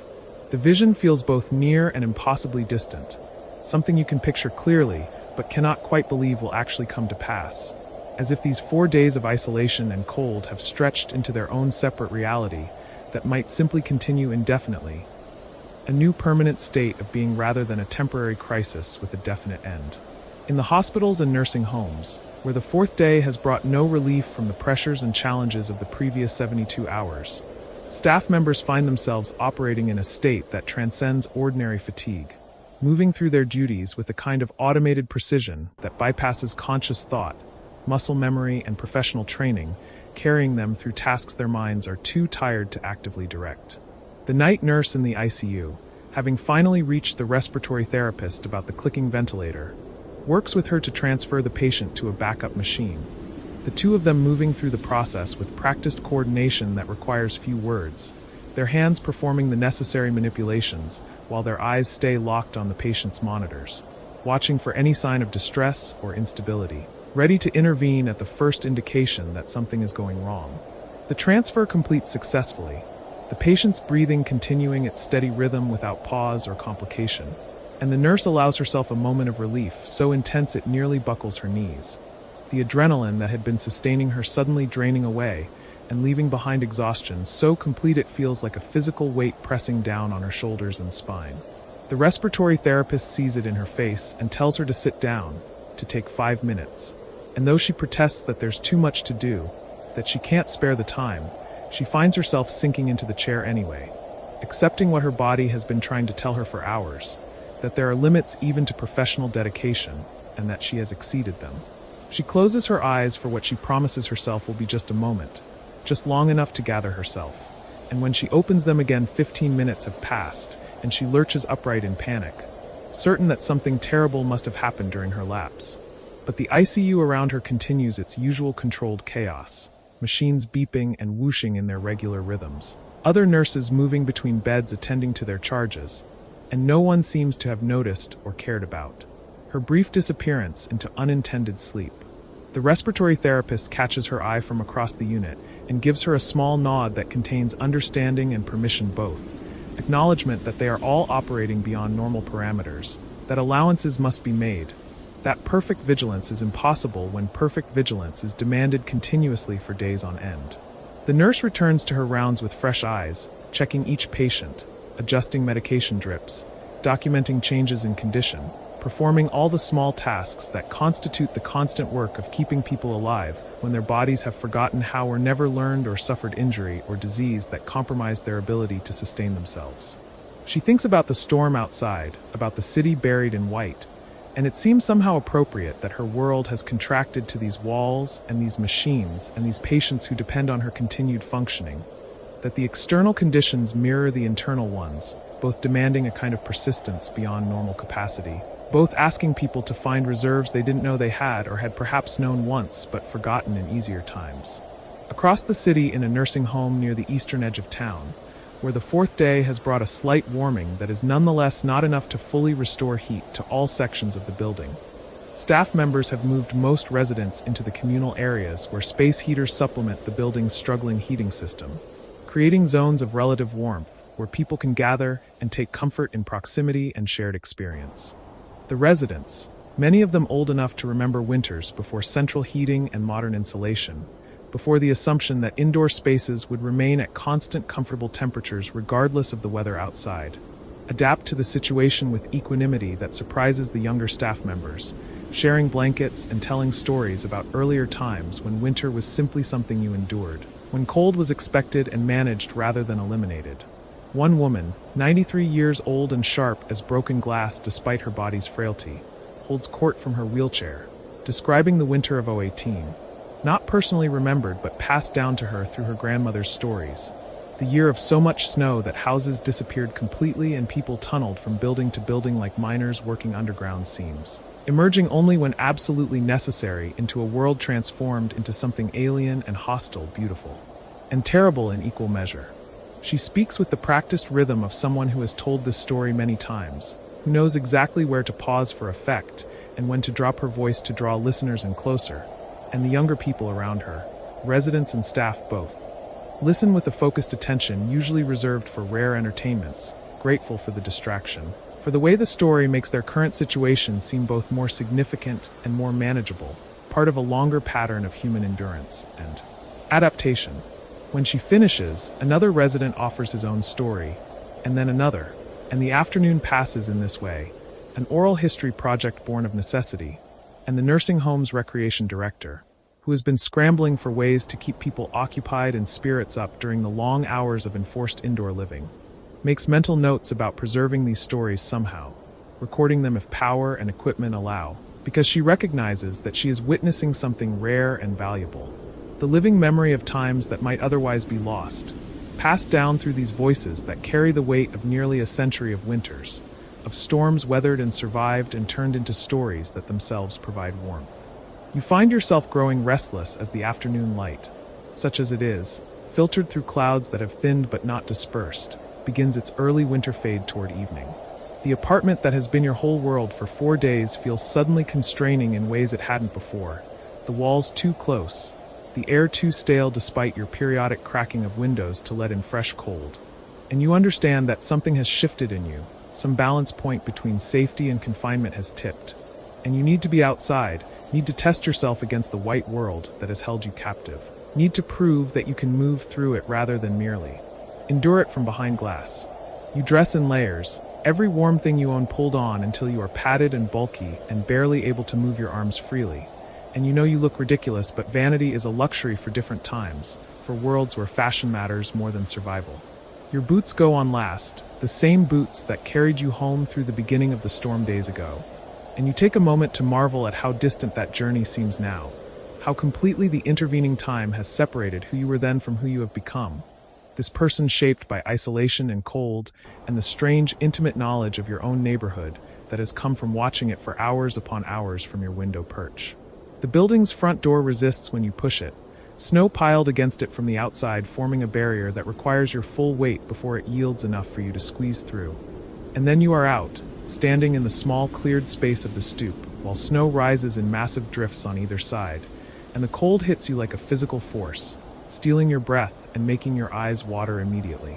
You pause, adjusting, letting your body remember how to be in this environment, and then you step down, your boots sinking into snow that reaches your mid-thigh, and you understand immediately that this is going to be more difficult than you imagined, that watching snow from inside and moving through it are entirely different experiences, that you have perhaps made a mistake in thinking you were ready for this. But you committed when you stepped off the stoop, and retreat feels like failure in ways you are not prepared to accept, so you push forward, lifting each leg high to clear the snow's surface before planting it down again. A process that is less walking than wading, each step requiring deliberate effort and leaving you breathing hard within a dozen paces. The plow's cleared path is perhaps 50 feet away, a distance you could normally cover in seconds without thought, and you fix on it as your goal, this narrow channel of exposed pavement that represents connection to the wider world, to the possibility of movement beyond your immediate block. The distance stretches. Your thighs begin to burn with the effort of lifting your legs clear of the snow with each step. Sweat breaks out on your forehead despite the cold, and you realize you are overdressed for this level of exertion, that all the layers that seemed necessary when you were standing still are too much when you are generating heat through labor. But there is no good way to adjust them. Nothing you can remove without stopping completely, and you cannot stop because stopping means acknowledging how difficult this is, how much it is costing you, and that acknowledgement might break whatever. Determination is driving you forward. You reach the cleared path finally, stepping down onto exposed pavement that feels hard and stable and welcoming after the snow's uncertain surface, and you stand there gasping, your breath making clouds in the cold air, while triumph and embarrassment war in your chest. Triumph at having made it this far, embarrassment at how difficult such a short journey proved to be, at how much it revealed about your current state, about how these days inside have weakened you in ways you hadn't fully understood. The cleared path extends in both directions, a narrow corridor through white walls higher than your head, and you can see perhaps a block in either direction before the path curves, where the drifts obscure the view. You choose a direction, arbitrary, and begin walking, finding it easier now that you are on cleared ground, though the effort of the wade-through has left you shaky and breathing hard. The cold presses in from all sides, and you understand that you cannot stay out long, that you have perhaps 15 minutes before you need to turn back, before the cold penetrates your layers and begins the dangerous work of drawing heat from your core.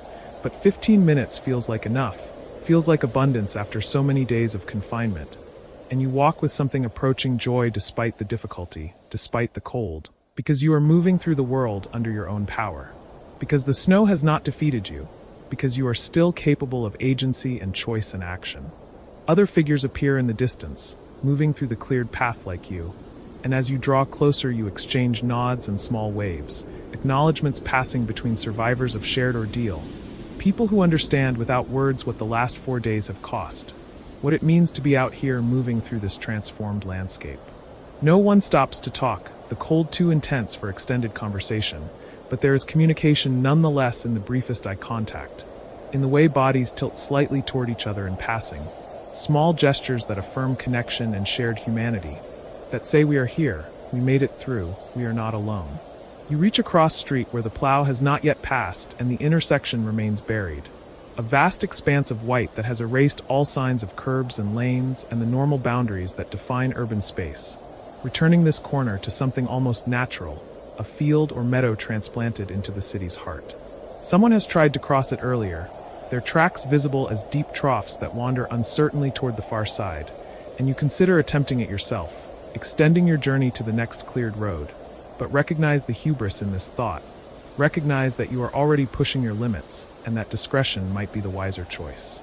You turn back instead, retracing your path, and find the return journey easier now that you know the route, now that you have proved to yourself that you can do this, that the world outside is difficult but not impossible, that you retain the capacity to move through it when necessary. The entrance to your building appears ahead, welcoming in its familiarity, and as you struggle back through the accumulated snow in front of the stoop and finally push inside, the wave of warmth that hits you feels miraculous, a gift beyond price, and you stand in the entryway dripping melting snow and breathing hard and feeling more alive than you have in days. Woken up by cold and exertion into a sharper state of presence, reminded that you are a body in a world, that you are capable of action and effort, that you are not merely a passive observer watching through glass. Back in your apartment, you peel off layers and make tea and return to the window, but you watch now with different eyes, with the knowledge of what it feels like to be out there moving through those white expanses. And this knowledge changes how you see everything, gives depth and texture to the view that it lacked before. The snow that seemed almost abstract from inside reveals itself as something more complex, more challenging, a medium that resists movement and drains strength. And you feel new respect for anyone managing to navigate it, new understanding of why so many have chosen to stay inside, waiting for conditions to improve rather than testing themselves against elements that care nothing for human determination or need. The light fades toward evening, the gray day softening into darker gray, and you notice that the snow has stopped falling entirely, the air clearing in ways it hasn't since before the storm began, and though clouds still obscure any glimpse of sun or stars, there is a quality to the dimness that suggests change, transition. The storm's grip finally beginning to loosen after days of relentless pressure. You allow yourself to hope, cautiously, that tomorrow might bring further improvement, that the work of recovery might begin in earnest, that the world might start its slow return toward normal function and familiar patterns. But you also feel something else, something harder to name, a recognition that these days have changed something fundamental in how you understand your place in the world, your relationship to the systems and structures that usually support life without your conscious awareness, the fragility of the arrangements that separate comfort from crisis, order from chaos. You have learned something about vulnerability, about dependence, about the thin margins that define safety, and this knowledge settles into you like the cold settled into the city, pervasive and not easily dispelled. A chill that will linger long after the snow melts and the streets clear and everything returns to its usual rhythm. Night comes early, as it has every day, but tonight feels different. Feels like the storm's last night rather than simply another night within the storm's ongoing duration, and you prepare for sleep with a sense that tomorrow will bring the beginning of the after, the slow process of recovery and rebuilding and return. But tonight you are still held in the storm's spell, still living in the world it created. And there is something almost precious in this, something worth marking and remembering, because such moments of complete disruption are rare and reveal things usually hidden, show you who you are when the comfortable masks fall away and you are reduced to basic concerns of warmth and safety and connection. You sleep deeply, dreamlessly, and wake to the fifth morning. You wake on the fifth morning to a silence so complete it feels like the world has stopped breathing altogether. And for a moment, lying beneath the weight of every blanket you own, you wonder if time itself has frozen along with everything else, if the storm has somehow pulled you outside the normal flow of days into some suspended pocket where January 1978 will last forever. The light coming through the window is different now.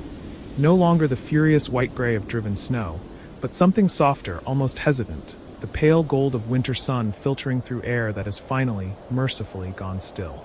You lie there, not quite ready to move, listening to the quality of the quiet.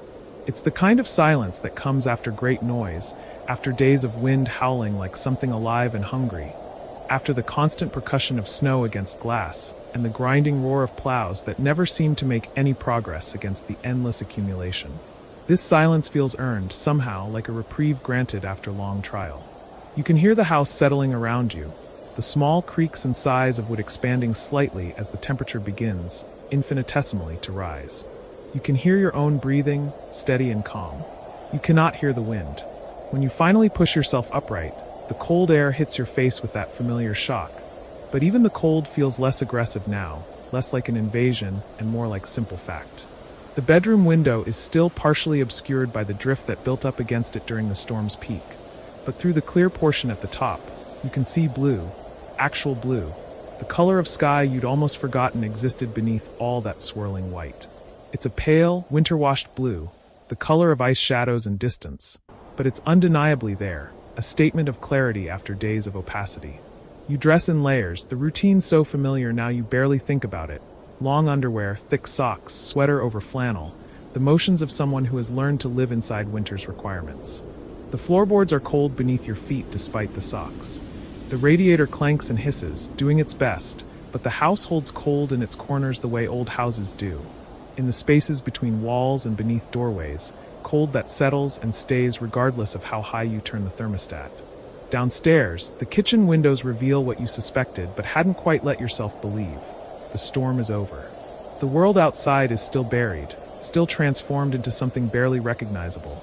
But the air is clear, the sky visible, the snow no longer moving. The drifts are enormous, sculpted into shapes that seem less like weather phenomena and more like deliberate architecture.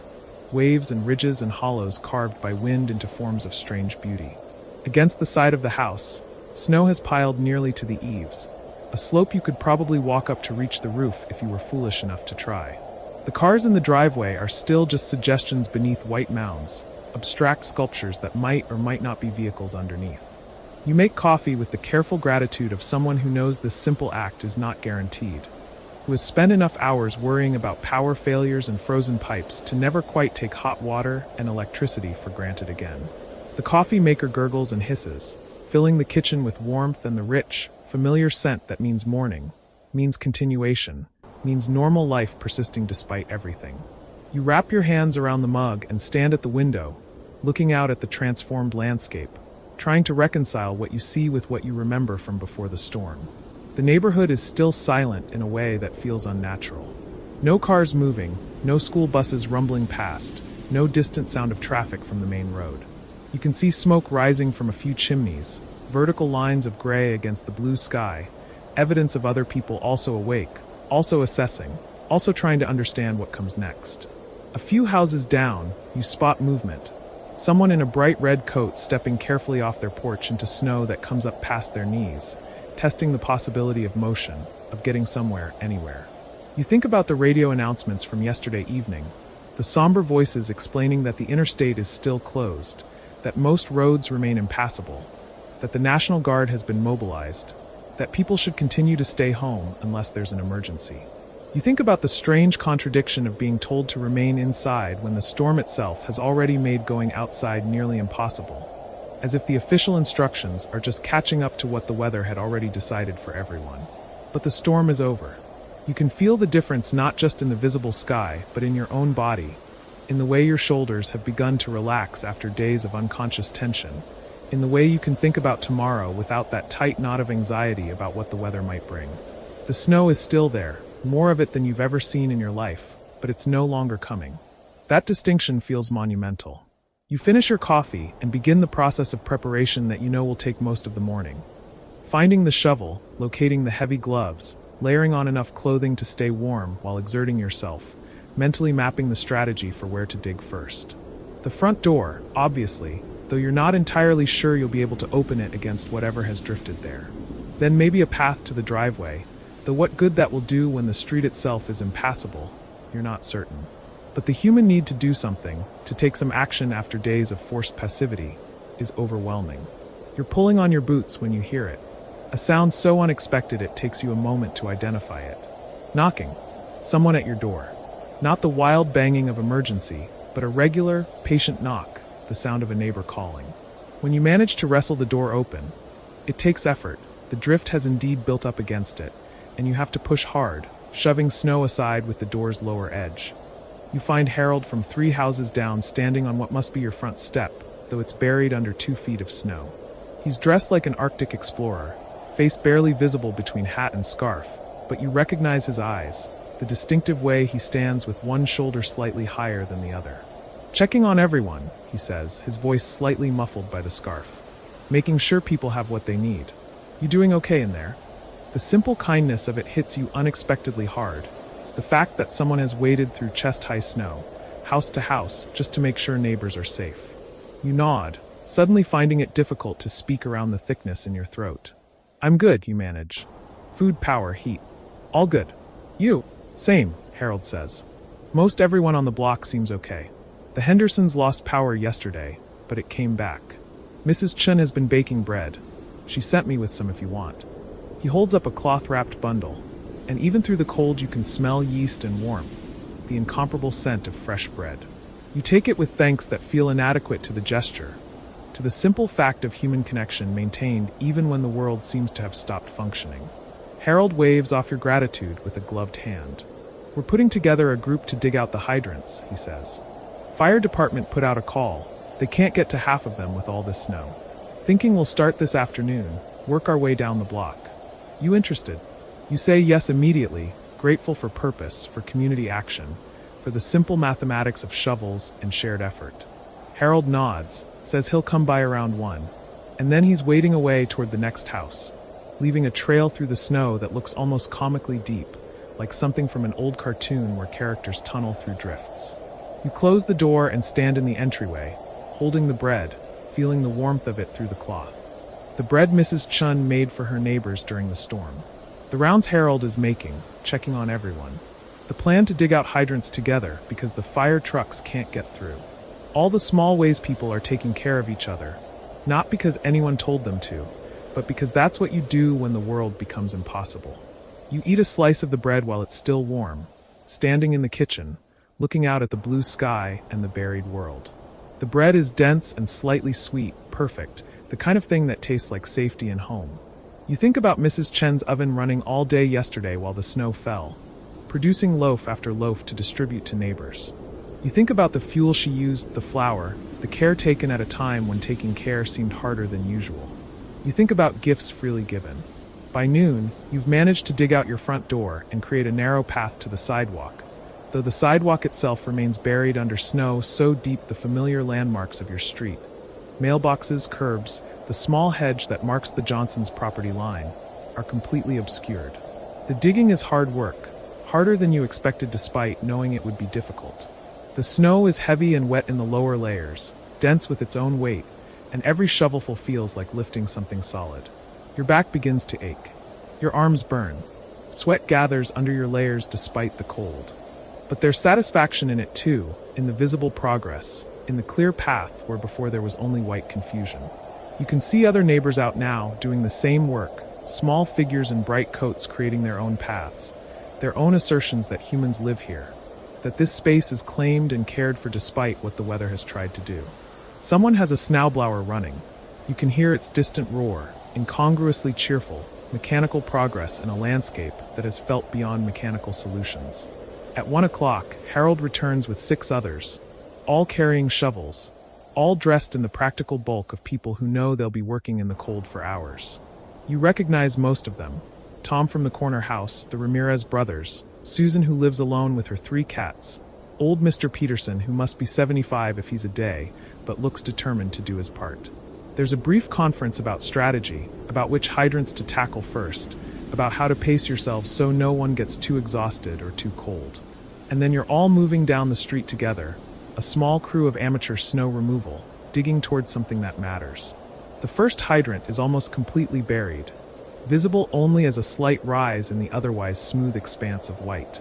Someone has brought a long metal rod to probe with, to locate the hydrant precisely before digging begins. It takes 2 tries to find it, and when the rod finally strikes metal, there's a small cheer, the kind of absurd victory celebration that would make no sense in any other context, but feels entirely appropriate now. Digging it out is a group effort, everyone taking turns, working in shifts because the snow is so deep and so heavy. You dig until your shoulders ache, then step back to let someone else take over, breathing hard, watching your breath cloud white in the cold air. The sun is bright overhead, the sky that impossible blue, the kind of winter day that would be beautiful if it weren't also the aftermath of disaster. As you work, people talk in the sporadic, comfortable way of shared labor. Tom mentions that he heard the interstate might open tomorrow, at least 1 lane in each direction. Susan says her sister in Massachusetts called. They got hit even worse there. Some places got over 30 inches. Mr. Peterson talks about the blizzard of '67, the one he always talks about, but today no one minds. Today his memories feel relevant, connected to something everyone is living through together. Wasn't quite like this, he says, leaning on his shovel, breathing hard. That one was bad, don't get me wrong. But this one, I've never seen snow like this. Not in my whole life. Everyone nods. What is there to say? You've all seen it. You're standing in it. The evidence is literally everywhere, higher than anyone can easily climb, deeper than memory. By the time you finish the 3rd hydrant, The sun is noticeably lower in the sky, the shadows growing longer, the air developing that particular edge that means the temperature is dropping as afternoon slides toward evening. Your arms are shaking with fatigue. Your back feels like one solid knot. But 3 hydrants are clear, bright yellow visible again after days buried, marked with flags so the plows won't bury them again when the heavy equipment finally makes it through. 3 small victories. 3 points of preparation in case of fire, in case of emergency, in case someone needs water to fight flames while the world is still locked in white. Harold calls an end to the work for today, and there's no argument. Everyone is tired, cold, ready for warmth and food and rest. But there's something else too, something you can see in faces as people say goodbye and head toward their own houses. Satisfaction, maybe, or purpose, or just the simple good feeling of having done something useful together. Of having looked at an impossible situation and carved out a small piece of possible. You walk back to your house through the trench you dug earlier, past the canyon walls of snow, and the door when you open it releases a wave of relative warmth that feels like blessing. Inside, you strip off layers of wet clothing, hang them to dry, run your hands under warm water until feeling returns to fingers that have gone numb despite the gloves. You make tea and sit at the kitchen table, looking out at the blue shadows gathering as the sun continues its descent. The phone rings, startling in the quiet. It's your sister, calling from downstate where the storm's southern edge just brushed them, where they got maybe 4 inches and thought that was dramatic. "Are you okay?" she asks, and you can hear genuine worry in her voice. "We've been seeing the news, the pictures. It looks apocalyptic up there." You try to describe it, the depth of the snow, the days trapped inside, the way the whole world seemed to narrow to just the space you could see from your windows. But even as you talk, you realize the experience is difficult to convey to someone who wasn't here, who didn't live through the particular intensity of those days.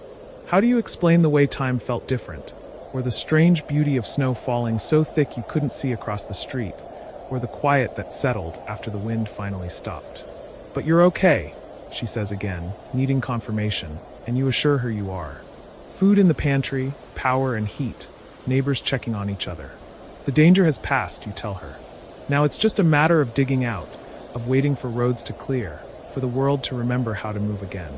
After you hang up, you sit for a while in the gathering darkness, thinking about the distance between experiencing something and hearing about it, between living through crisis and learning about it secondhand. Your sister cares, you know she does, but she can't quite understand, not really, because she wasn't here, wasn't trapped, wasn't forced into that particular kind of patience that comes from having absolutely no choice but to wait. You think about what will come next, the eventual thaw, the flooding that will probably follow when all this snow begins to melt, the long process of cleanup and recovery and assessing damage. You think about grocery stores restocking, roads reopening, mail delivery resuming, all the ordinary functions of ordinary life slowly returning. You think about how strange it will be when things are normal again, how the memory of these days will fade into story, into the blizzard we talk about years from now when winter comes again. But tonight, you're still inside it, still in the immediate aftermath, in the space between the storm's end and whatever comes next. The world is still buried. The streets are still empty. The snow is still piled higher than anyone thought possible. You heat soup for dinner, something simple and warming, and eat it at the kitchen table while darkness completes its fall outside.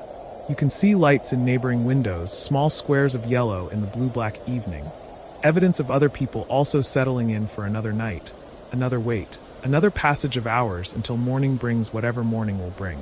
Before bed, you check the locks out of habit, though who could possibly reach your house through all that snow? What intruder could possibly be operating in this frozen landscape? You check the thermostat, making sure the heat will hold through the night. You look out the bedroom window one last time at the transformed world. The snow blue in the darkness, the sky clear and pricked with stars, the moon just rising over the buried rooflines. You think about the man in the apartment building, whether he made it home to his family, whether his story had the ending he was hoping for. You think about the nurses at the hospital, working double and triple shifts, sleeping on cots in break rooms, keeping the machinery of care running despite everything. You think about plow drivers and power line workers, emergency responders and National Guard members, all the people working through the night to restore connection, to clear paths, to make tomorrow possible. You think about your neighbors, about Harold making rounds in chest-high snow, about Mrs. Chin baking bread, about 7 people with shovels deciding to dig out fire hydrants because no one else could do it right now and it needed doing. About all the small choices to take care, to reach out, to maintain the threads of community, even when individual survival would have been easier. The blizzard broke something open, you realize, lying in the darkness, not quite ready for sleep. It forced everyone into a kind of vulnerability, a shared helplessness in the face of weather that didn't care about plans or schedules or the ordinary assumption that life would proceed normally. And in that breaking open, something else emerged, not just difficulty, not just hardship, but also the old human patterns of mutual aid, of checking on each other, of sharing what you have, because that's what people do when circumstances become impossible. You don't know yet what the final tally will be. How many people didn't make it? How many buildings collapsed under the weight of snow? How much economic damage the storm caused? Those numbers will come later, will be calculated and reported and added to the historical record. But lying here, in the quiet of your bedroom, in the aftermath of something you survived, you think about the other measurements, the ones that won't make the news. The bread shared, the paths shoveled, the knock on the door just to make sure you're okay. Sleep, when it comes, is deep and dreamless, the sleep of earned exhaustion, of a body that has worked hard and needs rest. Outside, the temperature drops further, the cold settling in with the clarity that follows storms. The snow freezes harder, its surface developing that crust that will crunch under boots tomorrow. The stars will slowly overhead, indifferent and ancient, the same stars that shone on other winters, other storms, other generations of people learning to endure. The world is still white. The world is still locked. But the sky is clear, and morning will come, and gradually, slowly, at the pace of plows and shovels and human effort, the path forward will be revealed, will be dug out, will be made passable again. Not immediately, not easily, but eventually, with patience and work and the simple passage of time, the way opens. The way always opens. Winter never lasts forever, no matter how permanent it feels in the depths of January, in the aftermath of the storm that seemed like it would never end. You sleep, and the house settles around you, and outside the frozen world waits for the work of recovery to begin in earnest, for the long process of digging out, thawing, returning. The blizzard is over. The story of what comes after has just begun. You stand at the window of your home on a morning several weeks after the storm, and the world outside has changed in ways both visible and invisible. The snowbanks diminished now to gray ridges along the curbs, the streets cleared and salted, the ordinary rhythm of traffic resuming its mechanical pulse through the neighborhood. Yet something in the quality of light, in the way your neighbors move through their daily routines, carries the memory of those frozen days like a watermark pressed into paper, permanent and faint. The sky stretches pale and clean above the rooftops, a winter blue that no longer threatens, and you watch a woman across the street scraping the last stubborn patches of ice from her front steps, her movements methodical and patient, and you recognize in her posture the same quiet determination that carried all of you through the worst of it, that refusal to surrender to cold or isolation or fear. The coffee in your hand steams gently, warmth curling against your palm, and you think about how simple pleasures took on profound significance during those days when heat and food and human contact became precious commodities measured and rationed and deeply appreciated. Inside your home, the radiator ticks and hums its familiar song, and you move through rooms that feel both exactly as they always were and somehow fundamentally altered, as though the storm left its impression not on the furniture or walls, but on your perception of space itself. The way you inhabit these familiar corners with a heightened awareness of shelter, of protection from elements that once seemed merely abstract concepts discussed in weather forecasts and newspaper articles. You pass the closet where you stored the extra blankets, the kitchen where you inventoried canned goods with the careful attention usually reserved for more significant calculations, and each location triggers a cascade of memories, so vivid you can almost feel the particular quality of cold that penetrated even these insulated walls. The way temperature became a presence you negotiated with, accommodated, endured. The house remembers, you think, even if memory in wood and plaster and glass manifests differently than in flesh and consciousness. You settle into your chair near the window, the same chair where you spent long hours during the blizzard watching the world disappear behind curtains of white. And now the clarity of the view seems almost startling, the sharp edges of buildings and telephone poles and parked cars rendered with a precision that feels almost excessive after days of soft focus and obscured horizons. A child walks past bundled in a bright red coat, her boots splashing through a shallow puddle of snowmelt, and the ordinary sight carries an unexpected tenderness, this evidence of life resuming, of children released back into the world their parents fought so hard to protect and warm and feed during the storm's long siege. You watch her disappear around the corner and feel a strange lightness in your chest, something that might be relief or gratitude, or simply the release of tension held so long it became part of your baseline state, unnoticed until its absence. The newspaper lies folded on the table beside you, its headlines already moving past the storm to other concerns, other crises, the perpetual churn of news that cannot pause for long on any single event, no matter how transformative it felt to those who lived through it. You've read the retrospective articles, the final tallies of casualties and economic impact, the analyses of meteorological conditions and emergency response effectiveness, all the ways the blizzard of 1978 has been quantified and categorized and filed into the historical record. The numbers tell one kind of truth, you understand, necessary and important, but they cannot capture the texture of those days, the particular quality of silence when the wind finally stopped, the taste of hot soup shared with strangers, the sound of your own breathing in a dark house while you waited for dawn. Some experiences resist reduction to data points, insisting instead on being remembered in fragments and sensations, and the peculiar alchemy of individual perspective. You think about the stories you've heard in the weeks since the storm subsided, tales shared in grocery store lines and post office queues, each person carrying their own version of those extraordinary days, their own catalog of challenges overcome and kindnesses received in moments when despair gave way to stubborn hope. Mrs. Patterson from 3 doors down told you about her son who drove for 16 hours through treacherous roads to reach her, how she heard his knock on the door near midnight and opened it to find him snow-covered and exhausted and more beautiful to her than he'd ever been. The elderly couple on the corner described the young family who took them in for 3 days, sleeping on couches and sharing meals, strangers becoming intimates through proximity and necessity. Each story a thread in a larger tapestry, you realize a collective experience that binds together people who might otherwise never have connected, who might have lived their entire lives as mere neighbors rather than as witnesses to each other's courage and vulnerability. The memory of the radio voices returns to you now, those steady presences that guided and informed and connected isolated households throughout the storm. And you wonder about the announcers who stayed at their posts hour after hour, their own discomfort and worry sublimated to the task of serving their listeners, of maintaining that lifeline of information and human contact. You imagine them in their studios, watching the snow accumulate outside windows they couldn't leave, speaking into microphones with voices carefully calibrated to reassure, while remaining honest about the severity of conditions. And you feel a retrospective gratitude for their professionalism, their recognition that their words mattered in ways both practical and profoundly psychological. The human voice as anchor, as tether, as reminder that even in isolation we remain part of a larger community of experience and concern.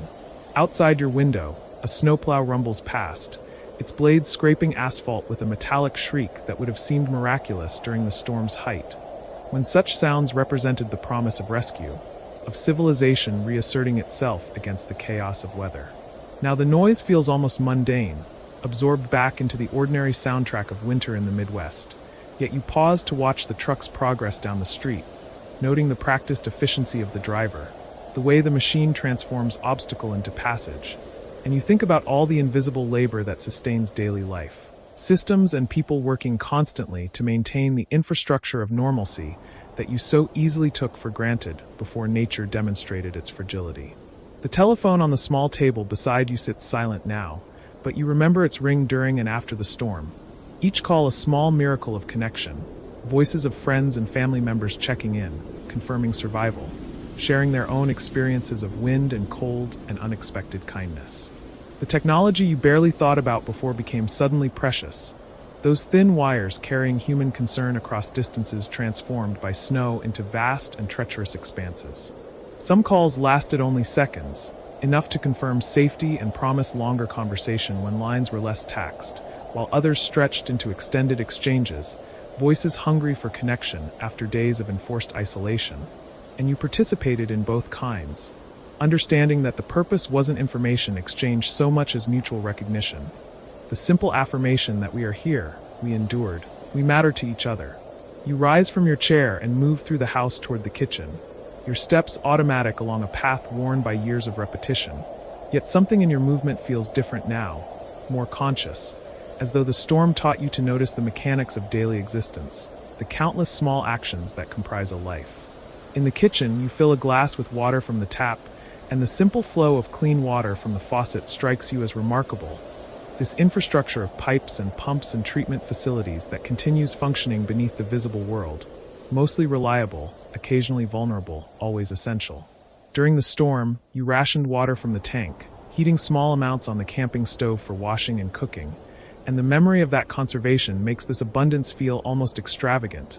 Though you know it's merely ordinary, the baseline condition you inhabited before weather disrupted your expectations. Through the kitchen window, you can see into your neighbor's yard, where someone has built a small snowman, its form already slumping in the mild temperatures of late February.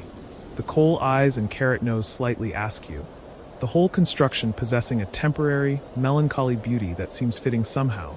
This ephemeral sculpture created from the same snow that threatened and isolated and killed. Children must have built it, you think, their play reclaiming snow as material for joy, rather than viewing it purely as hazard or obstacle. And you admire their resilience, their ability to metabolize trauma into creative expression, to transform the substance of their fear into something whimsical and impermanent and oddly hopeful. The days have lengthened incrementally since the storm. You notice, the light lasting a few minutes more each evening. The ancient promise of spring embedded in the planet's tilt and orbit, continuing its reliable progression regardless of weather's temporary disruptions. You've always understood this intellectually, the mechanics of seasons and solar angles.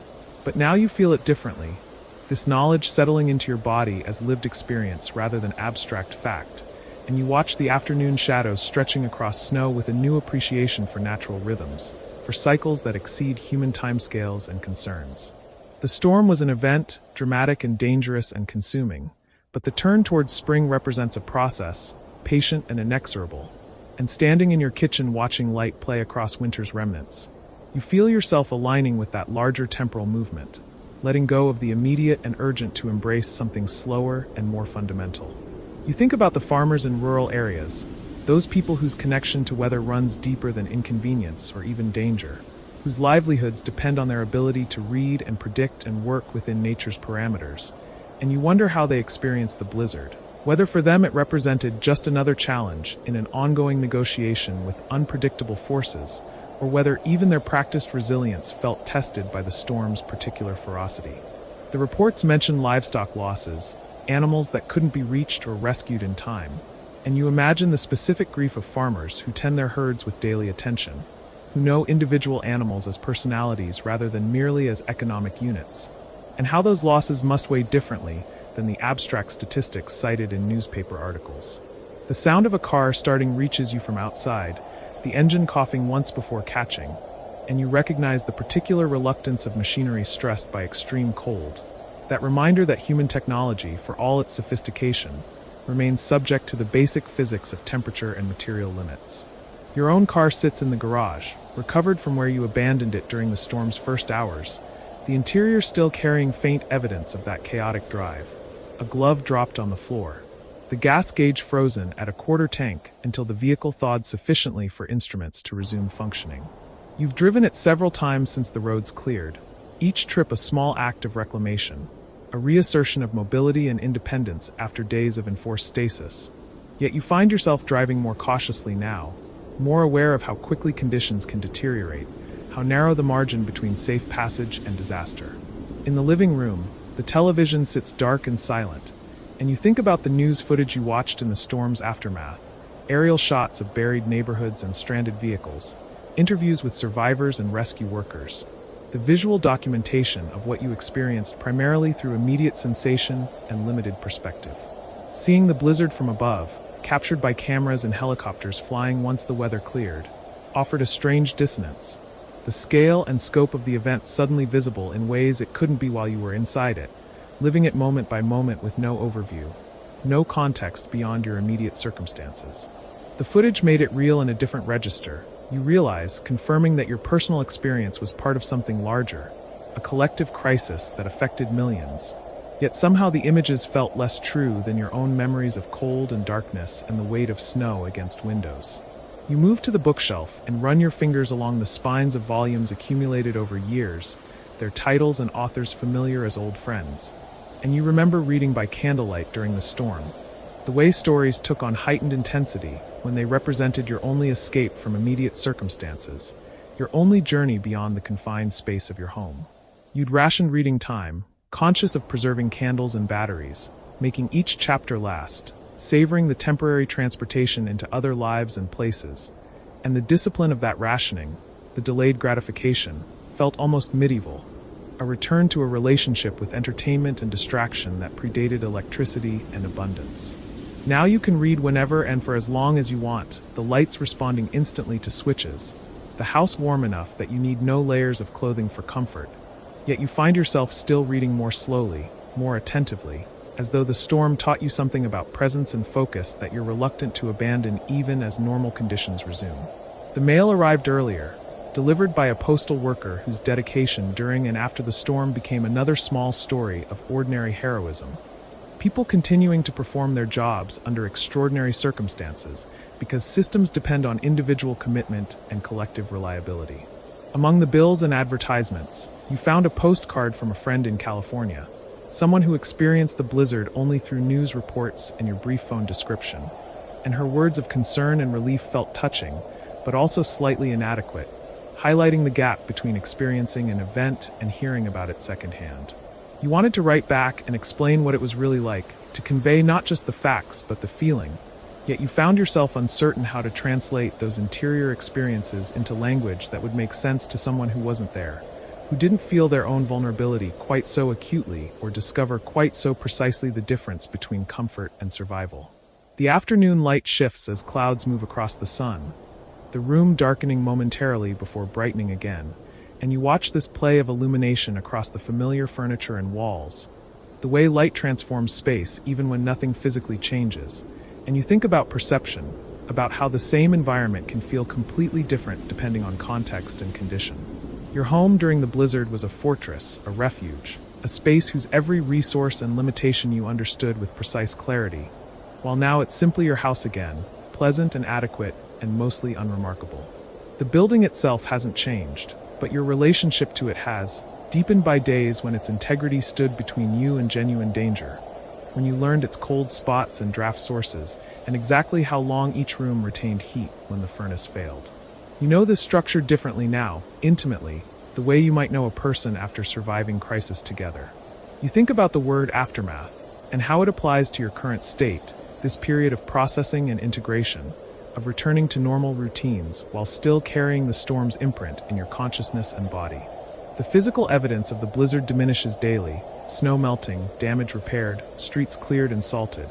But the psychological residue persists in ways both obvious and subtle, in your heightened attention to weather forecasts, in the extra supplies you keep stocked now, in the way you notice and appreciate small comforts that once seemed too mundane to register consciously.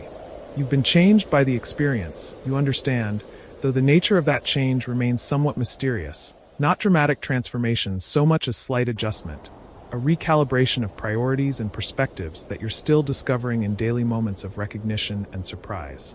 The sound of children playing reaches you from somewhere down the street, their voices high and bright in the cold air, and you move back to the window to watch them engaged in some elaborate game involving snow forts and thrown projectiles, their energy and joy seeming miraculous after days when such outdoor play was impossible. When parents kept children inside, not from excess caution, but from genuine necessity. You watch them and think about resilience, about how quickly the young can return to playfulness after threat, how their recovery seems faster and more complete than adult processing, less burdened by what-ifs and contemplation of worst-case scenarios. Yet you also know that children carry their own versions of trauma, expressed differently, and you hope these particular children, whoever they are, have adults in their lives who can help them integrate whatever fear or confusion the storm generated, who can acknowledge the reality of what happened while also affirming safety and continuity. The room grows quieter as the afternoon ages, the neighborhood settling into that peculiar stillness of late winter days, and you find yourself thinking about silence, about how the storm taught you to distinguish between different qualities of quiet, the ominous hush before the wind picked up versus the peaceful calm after it subsided. The tense silence of waiting for information versus the companionable quiet of shared presence with neighbors or family. Silence isn't neutral, you've learned, but carries content and context, and now you listen differently, attending to what absence of sound might indicate, reading the atmosphere for information and nuance you previously missed or ignored. Your thoughts turn to the official responses to the storm, the emergency declarations and National Guard deployments, the coordination of rescue efforts and resource distribution, all the governmental machinery that activated in response to crisis, functioning with varying degrees of effectiveness across different jurisdictions and communities. You've read about the criticisms, the places where response lagged or proved inadequate, where people felt abandoned or poorly served by systems they'd assumed would protect them, and you understand those grievances as legitimate, as important data for improving future responses. Yet you also feel some gratitude for the efforts that did succeed, for the snowplow drivers who worked around the clock, for the utility workers who restored power under dangerous conditions, for the officials who made difficult decisions about resource allocation and priority with imperfect information and impossible constraints. Complexity resists simple judgment, you think, and large-scale crisis response inevitably includes both heroism and failure, competence and confusion, and the work of aftermath includes honestly assessing all of it. You move through the house again, restless now, your body seeking movement after long minutes of stillness, and you recognize this need for motion as part of how you metabolize thought and memory, how you integrate experience through physical action rather than purely mental processing. In the hallway, you pause before photographs hung on the wall, images of family and friends captured in various moments across years and decades, and you study faces with new attention, thinking about all the people you love and how the storm sharpened your awareness of their mortality and yours, of how quickly circumstances can shift from routine to dangerous, how fragile the scaffolding of daily life remains despite its illusion of permanence. The photographs haven't changed, but your relationship to them has, each image now also a reminder of vulnerability and preciousness, of how much you stand to lose and how little control you ultimately possess over fate and weather and time. In the small room you use as an office, papers and books cover the desk in familiar disarray, the work you set aside during the storm waiting patiently for your attention, and you sit in your desk chair and regard the accumulated tasks with a strange mixture of responsibility and detachment, as though the person who generated these projects existed in some previous version of yourself. Someone who didn't yet understand quite so clearly the distinction between urgent and important, between busy and necessary. You'll return to this work, we'll pick up the threads of career and obligation and daily productivity, but something in your orientation has shifted, some willingness to grant it slightly less authority over your time and attention, to maintain perspective about what actually matters in the larger architecture of a life. The light through the office window slants at a low angle now, the sun approaching the horizon, and you watch dust motes drift through the golden beam, their lazy floating a reminder of all the invisible particles and processes that constitute the air you breathe, the environment you inhabit mostly unconsciously. During the storm, you became acutely aware of air temperature, of drafts and heat loss, and the precious bubble of warmth you tried to maintain inside your home. And that awareness persists in altered form now. This continued attention to atmosphere and climate, to the various gradients of comfort and stress your body registers and negotiates constantly. You've become more embodied, you realize more attentive to physical sensation and need, less willing to override or ignore what your body communicates about its requirements and limits. You think about the medical emergencies that occurred during the storm, the people who needed urgent care and couldn't reach it, the healthcare workers who struggled to maintain services under impossible conditions, and you feel a complicated mixture of sorrow and admiration, grief for losses that might have been prevented under normal circumstances, and respect for those who did everything possible despite overwhelming obstacles. The fragility of medical infrastructure, usually invisible, became starkly apparent during those days. The recognition that hospitals and clinics and ambulance services depend on the same roads and power and communication networks as everyone else, that no system exists independent of the larger web of connections and dependencies that bind together a functioning society.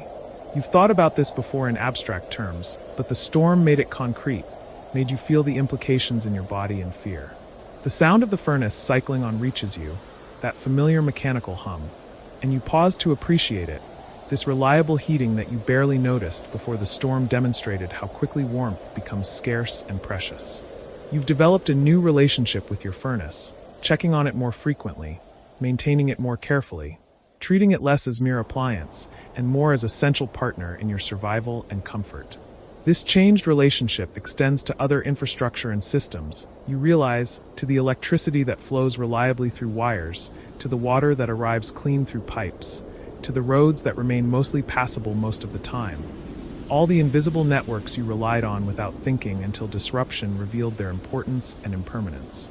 Evening approaches, the light fading from the sky, and you move through the house turning on lamps.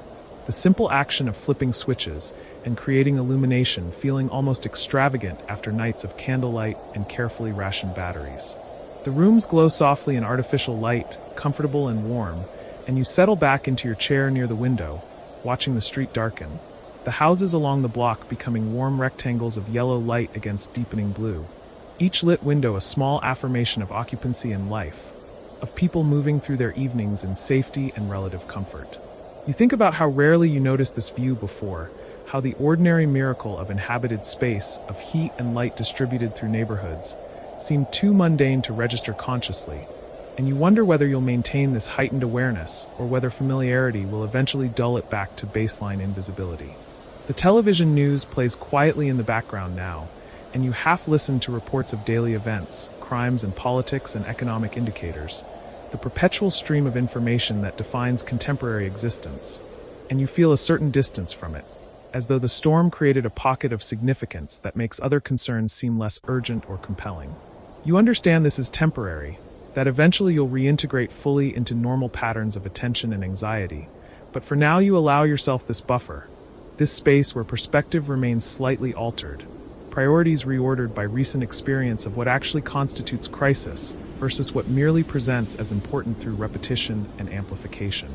You prepare a simple dinner, the process familiar and soothing, and as you chop vegetables and boil water, you think about meals during the storm, the creativity required to prepare food without power, the satisfaction of hot soup or coffee achieved through improvisation and patience. Cooking feels different now, less routine and more intentional, a practice you engage with more awareness and gratitude, conscious of the resources required, the infrastructure supporting even simple meal preparation. You plate your food and sit at the table, and the act of eating becomes meditation, attention focused on flavors and textures, on the nourishment entering your body, and you recognize this too as legacy of the storm, this heightened presence to basic needs and satisfactions that daily life usually renders automatic and unconscious. After dinner, you wash dishes slowly, hands immersed in warm, soapy water, and the sensation triggers memory of washing during the storm, the careful conservation of heated water, and you're struck by how the same action can carry such different meaning depending on context, how the availability or scarcity of resources fundamentally alters experience, even when the physical motions remain identical. The dish is clean, you dry your hands and stand for a moment in the quiet kitchen, listening to the house settle around you, and you feel held somehow, contained by walls and roof, and the accumulated history of days and years spent within this structure. All the ordinary moments and occasional crises that comprise a life lived in place. The evening stretches ahead, and you consider how to fill it, what activities might satisfy this restless contemplative mood, and you realize you're reluctant to simply resume pre-storm entertainment patterns. The passive consumption of television or internet content that once seemed adequate, but now feels somehow insufficient. You want something more engaged, you think, some activity that maintains the quality of presence and attention that crisis demanded, and that you're not quite ready to relinquish.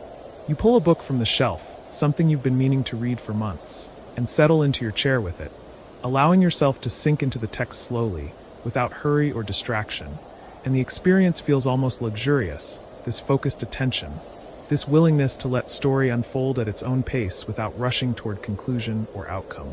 Outside, full darkness has arrived, and the street lies quiet under streetlights, occasional cars passing with a soft hiss of tires on wet pavement. You glance up from your book periodically to watch the night, and you think about the darkness during the storm, how complete it was when power failed, how the absence of streetlights and house lights and electronic glow created a blackness you'd forgotten was possible in an electrified world. Some people found that darkness terrifying, while others described it as peaceful, even beautiful, a return to natural night sky visible in ways city lighting usually obscures. You experienced both responses at different moments, fear and wonder alternating depending on circumstances and state of mind. And now, watching the well-lit street, you feel a slight nostalgia for that profound darkness, for the stars that became visible once artificial light failed, for the way darkness concentrated attention on immediate physical presence and sensation. You return to your book, reading for another hour, losing yourself in narrative and character until your eyes grow tired and the words begin to blur slightly on the page. You mark your place and set the book aside, and you sit quietly for several minutes, not yet ready for bed but finished with active engagement, content to exist in this liminal space between doing and resting.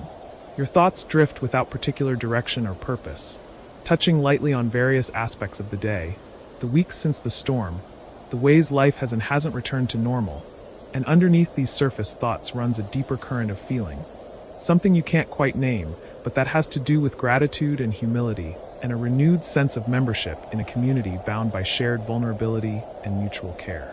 Eventually you rise and prepare for bed, moving through the familiar routine of bathroom and bedroom, and as you slip between clean sheets in a warm room, you pause to register the comfort explicitly, to notice and appreciate what you might once have taken completely for granted. Sleep comes more easily than it did during and immediately after the storm, when adrenaline and hypervigilance kept you alert even when exhausted. And as you feel consciousness beginning to soften and blur, you think about rest, about how the body needs to release tension and integrate experience through sleep, how recovery happens in darkness and stillness as much as in waking action and thought. Your last conscious thoughts are fragmented images, the snow falling past windows, the neighbor's hand extended in greeting, the particular quality of light on ice, the sound of wind against walls, all the sensory details that comprise your memory of the blizzard mixing with present comfort and safety, past and present existing simultaneously in the theater of hypnagogia. You sink deeper into sleep, your breathing slowing, body relaxing into mattress and pillow, and somewhere in the house the furnace cycles on again, maintaining warmth through another winter night, another ordinary miracle of infrastructure and energy and human ingenuity that allows you to rest secure while outside the cold continues its ancient work of testing limits and revealing what endures. The night passes quietly, uneventfully, the hours accumulating toward dawn, and in houses throughout the neighborhood, throughout the region, throughout all the areas affected by the storm, people sleep or wake, move through late-night routines or early morning preparations, each carrying their own version of those extraordinary days in January, their own story of survival and solidarity and the slow work of recovery. The blizzard of 1978 has entered history now, documented and analyzed and filed away, but it persists also in individual memory, in changed perspectives and lasting connections, in the thousand small ways that surviving crisis together alters how people understand themselves and their relationship to community and place, and the natural world that contains and sometimes threatens human habitation. Morning arrives gradually, the sky lightening through shades of gray toward pale blue, and you wake naturally without alarm, your body's rhythms returning to something like their pre-storm pattern now that survival no longer requires constant vigilance. You lie in bed for several minutes, reluctant to leave the warmth of blankets, and you think about mornings during the blizzard, the way each dawn brought relief that you'd survived another night and anxiety about what the new day might bring, whether conditions would improve or worsen, whether help would arrive or isolation continue. This morning carries no such drama, just the ordinary quiet beginning of another late winter day, yet you find yourself more grateful for that ordinariness than you would have imagined possible before the storm taught you how quickly the ordinary can become extraordinary, how fragile the boundary between routine and crisis. You rise and move to the window, looking out at the street now fully visible in morning light, and you see other people beginning their days, walking dogs or scraping frost from windshields or simply standing on porches with coffee, and you recognize in these mundane actions a kind of collective affirmation, a shared commitment to continuing, to maintaining the patterns and structures that constitute daily life, even after those patterns proved so vulnerable to disruption. The human project of civilization, you think, rests ultimately on this willingness to keep showing up, keep performing the tasks and roles that bind together communities, keep investing in systems and relationships despite their obvious impermanence and fragility. The storm demonstrated that fragility, revealed how quickly order can dissolve into chaos. Yet here everyone is again, rebuilding and resuming, stubbornly insisting on continuity in the face of nature's indifference. You prepare coffee and stand in your kitchen drinking it slowly, the warmth spreading through your chest, and you think about the weeks and months ahead, about how the memory of the storm will gradually fade in intensity, even as it remains part of your history. One of those defining experiences that serves as temporal marker, a way of organizing time into before and after. You'll talk about it occasionally with people who shared the experience, swapping stories and comparing notes. And sometimes you'll mention it to people who weren't there, trying to convey something of what it was like, and gradually it will become integrated into your personal narrative. One chapter among many in the longer story of a life lived in a particular place during a particular era. But for now, standing in morning light with coffee warming your hands, the memory remains vivid and immediate, still teaching you lessons about vulnerability and resilience, still reshaping your understanding of self and community, and the complex relationship between human civilization and the natural forces that surround and sustain and occasionally threaten it. The snow outside continues melting, water trickling toward drains and sewers, and you watch this patient dissolution, this slow return to liquid state. And you think about transformation, about how matter changes form while remaining fundamentally itself. And you wonder whether people work the same way, whether the changes you feel the storm wrought in you represent genuine transformation or merely temporary adjustment, whether you'll maintain these altered perspectives or gradually return to previous patterns as comfort and routine exert their softening influence. The morning advances, light strengthening, and you move through your house attending to small tasks and maintenance, the ordinary work of keeping a household functioning, and you do so with attention and care that feel different from pre-storm automaticity, more present and intentional, less driven by mere habit or obligation. You understand this heightened awareness probably won't last forever, that eventually familiarity will reassert its dulling effect, but you hope to retain at least some portion of this clarity, this recognition of how much depends on systems and infrastructure and collective cooperation that you previously took entirely for granted. Around mid-morning, you decide to go outside, to walk through the neighborhood and observe directly the ongoing work of recovery and normalcy. You dress warmly and step through your door into cold air that feels sharp and clean in your lungs, and you begin walking without particular destination or purpose, simply moving through the changed and changing landscape of your community. The snow that remains lies in diminished piles, gray and compacted, losing the pristine quality it possessed during the storm's early hours, and you note the various ways different households have managed the aftermath, some with driveways and walks meticulously cleared, others with only narrow paths carved through snow to necessary access points, each approach reflecting different priorities or capabilities or relationships to the storm and its demands. You pass houses you know and houses occupied by strangers, and you think about the invisible lives unfolding behind each facade, the individual stories and struggles and small triumphs that comprise a neighborhood, mostly unknown to each other except in moments of crisis, when privacy yields to necessity and people encounter each other's vulnerability and courage. The storm created temporary intimacy, you think, forced connections that might not naturally have formed, and you wonder whether any of those connections will persist or whether everyone will gradually retreat back into customary privacy and polite distance once the impetus of shared emergency fades. At the corner, you encounter an older woman you recognize from the storm, someone who helped distribute supplies from her home, and you exchange greetings and brief conversation about recovery progress, about small repairs still needed and damage still being assessed. And the conversation carries an ease and warmth that feels different from pre-storm neighborly interaction, as though having seen each other in extremity created permission for greater openness and connection. She mentions feeling changed by the experience, unable to quite return to normal, and you recognize your own state reflected in her words. This sense of being marked by the storm in ways both obvious and subtle, and you're grateful for the acknowledgement, for this confirmation that you're not alone in struggling to integrate what happened into ongoing existence. You continue walking, your route taking you past the school where people sheltered, and you pause to look at the building, its familiar facade now carrying additional meaning, weighted with memory of those days when it served as refuge and community center, when its ordinary function as educational institution gave way to more primal purpose of protection and gathering. The building stands solid and unremarkable in morning light, already returned to normal use, yet you know that for people who spent days inside during the storm, it will never look quite the same again, will always carry associations of fear and solidarity and the strange mixture of crisis and community that characterized those hours. The walk continues, your path winding through streets you've traveled countless times, but that feels somehow different now, invested with new significance by recent events. And you realize that place itself changes when you experience it under altered circumstances, that the same physical location can possess multiple meanings depending on context and history and personal experience. Your neighborhood is both exactly what it always was and fundamentally different, transformed not in its physical characteristics, but in your relationship to it, in the depth of connection and awareness that crisis demanded, and that lingers even as the immediate threat recedes. Eventually you circle back toward home, legs tired from walking, cheeks stung by cold air.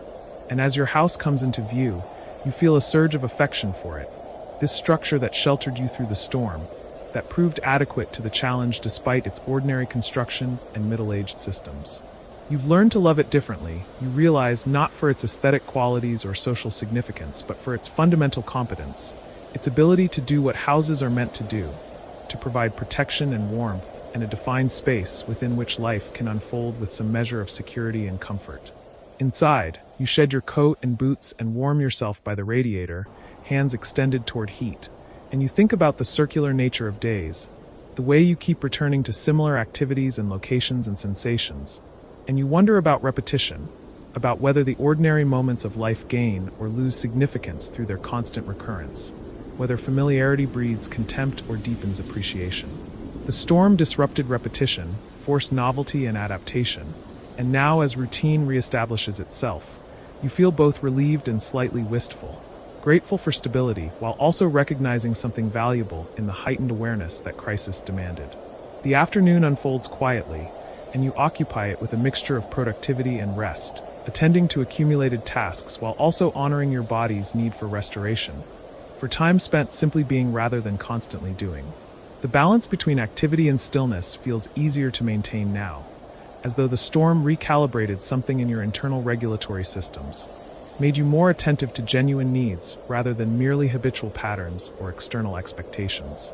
You work for a while, then read, then prepare a simple lunch, then sit gazing out the window, and the sequence feels natural rather than lazy, appropriate rather than indulgent, and you recognize this too as gift of the storm, this permission to honor your own rhythms and requirements rather than driving yourself according to some internalized productivity mandate.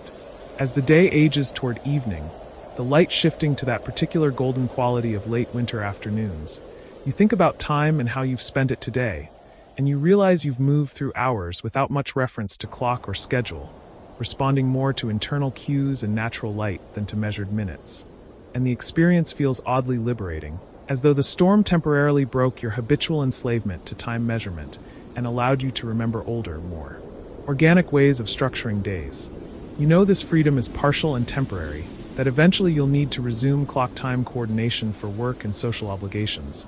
But for now you luxuriate in this loosening, this reminder that time is both social construct and natural phenomenon, that you have some agency in how you organize and experience its passage.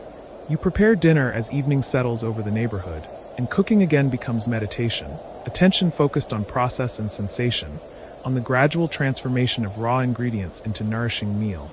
And you think about alchemy, about the small magics of daily life that transform and sustain and connect us to the material world and to traditions of human practice stretching back through millennia. Cooking during the storm was challenge and triumph, creative problem solving under constraint, while tonight it's simply pleasure and care. Yet both experiences share something essential about the human relationship to food and fire, and the ongoing work of maintaining bodies and households, and the small ceremonies that punctuate days and give them structure and significance. After dinner, you move through the house turning on lights against gathering darkness, and you think about thresholds, about the liminal spaces between day and night, activity and rest, individual and community, before and after, all the borders and boundaries that organize experience even as they remain somewhat arbitrary and permeable. The storm was threshold experience. You realize a crossing point between versions of yourself, between ways of understanding your place in the world, and though you've crossed back toward normal in many ways, something remains different, some slight but permanent shift in orientation or awareness that persists beneath resumed routines. The evening passes in reading and quiet thought, occasional glances out windows at the dark street, and as bedtime approaches, you find yourself thinking about sleep again, about the way consciousness yields daily to unconsciousness, how vulnerable we become in that surrender, and how much trust is required to let go into that vulnerability. During the storm, Sleep felt dangerous, a relinquishment of vigilance when vigilance seemed necessary for survival. Yet you slept anyway because the body demands it, because consciousness cannot sustain itself indefinitely without rest's restoration. Now sleep feels safer again, though you retain some awareness of its vulnerability, of the ways that threat can arrive while we're unconscious and defenseless. And this awareness doesn't prevent sleep, but changes its quality slightly, adds a note of gratitude for the safety that allows rest, for the systems and structures that mostly protect sleep from interruption or danger. You prepare for bed and slip between sheets that smell of detergent and sunshine from line drying, and you lie in darkness thinking about nothing in particular, allowing thoughts to drift and dissipate like the snow that's been melting all day outside. And gradually you feel sleep approaching, consciousness softening at its edges, and you welcome it without resistance, grateful for another day survived, another night's rest in warmth and safety. Another turn of the ongoing cycle that constitutes a life lived in place and time, and the company of others whose stories intersect with yours in ways both deliberate and accidental. Sleep comes, and with it dreams you won't quite remember, fragments and images that blend memory and imagination, past and present, fear and comfort, all the material of consciousness rearranging itself in darkness according to logics you can't control or fully understand. And through the night your body rests and repairs, metabolizes experience, prepares itself for another day of small tasks and modest pleasures, and the ongoing work of being human in a world that alternates between threatening and sustaining, between hostile and hospitable, requiring constant adaptation and resilience and the stubborn insistence on continuing despite knowledge of vulnerability and eventual mortality.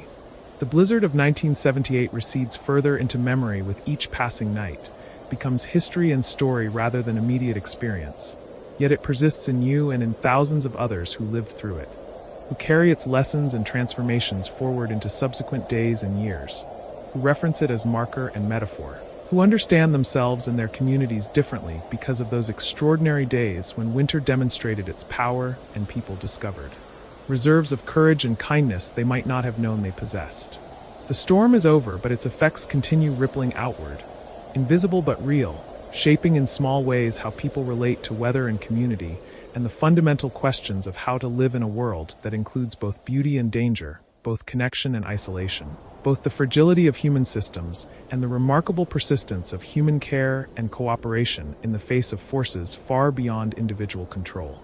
And as you sleep through this particular night in late February, warm in your house while outside the temperature drops and the remaining snow refreezes slightly, turning to ice that will melt again tomorrow in the modest warmth of afternoon sun, the world continues its ancient rhythms, indifferent to human drama, but also containing it, providing the stage on which all individual and collective stories unfold. And the great gift and great challenge remains the same as always, to inhabit this world fully and carefully and courageously, to meet whatever weather comes with resilience and resourcefulness, to help each other through the difficult passages, and to notice and appreciate the beauty and grace that persist even in darkness and cold, even in the heart of the storm.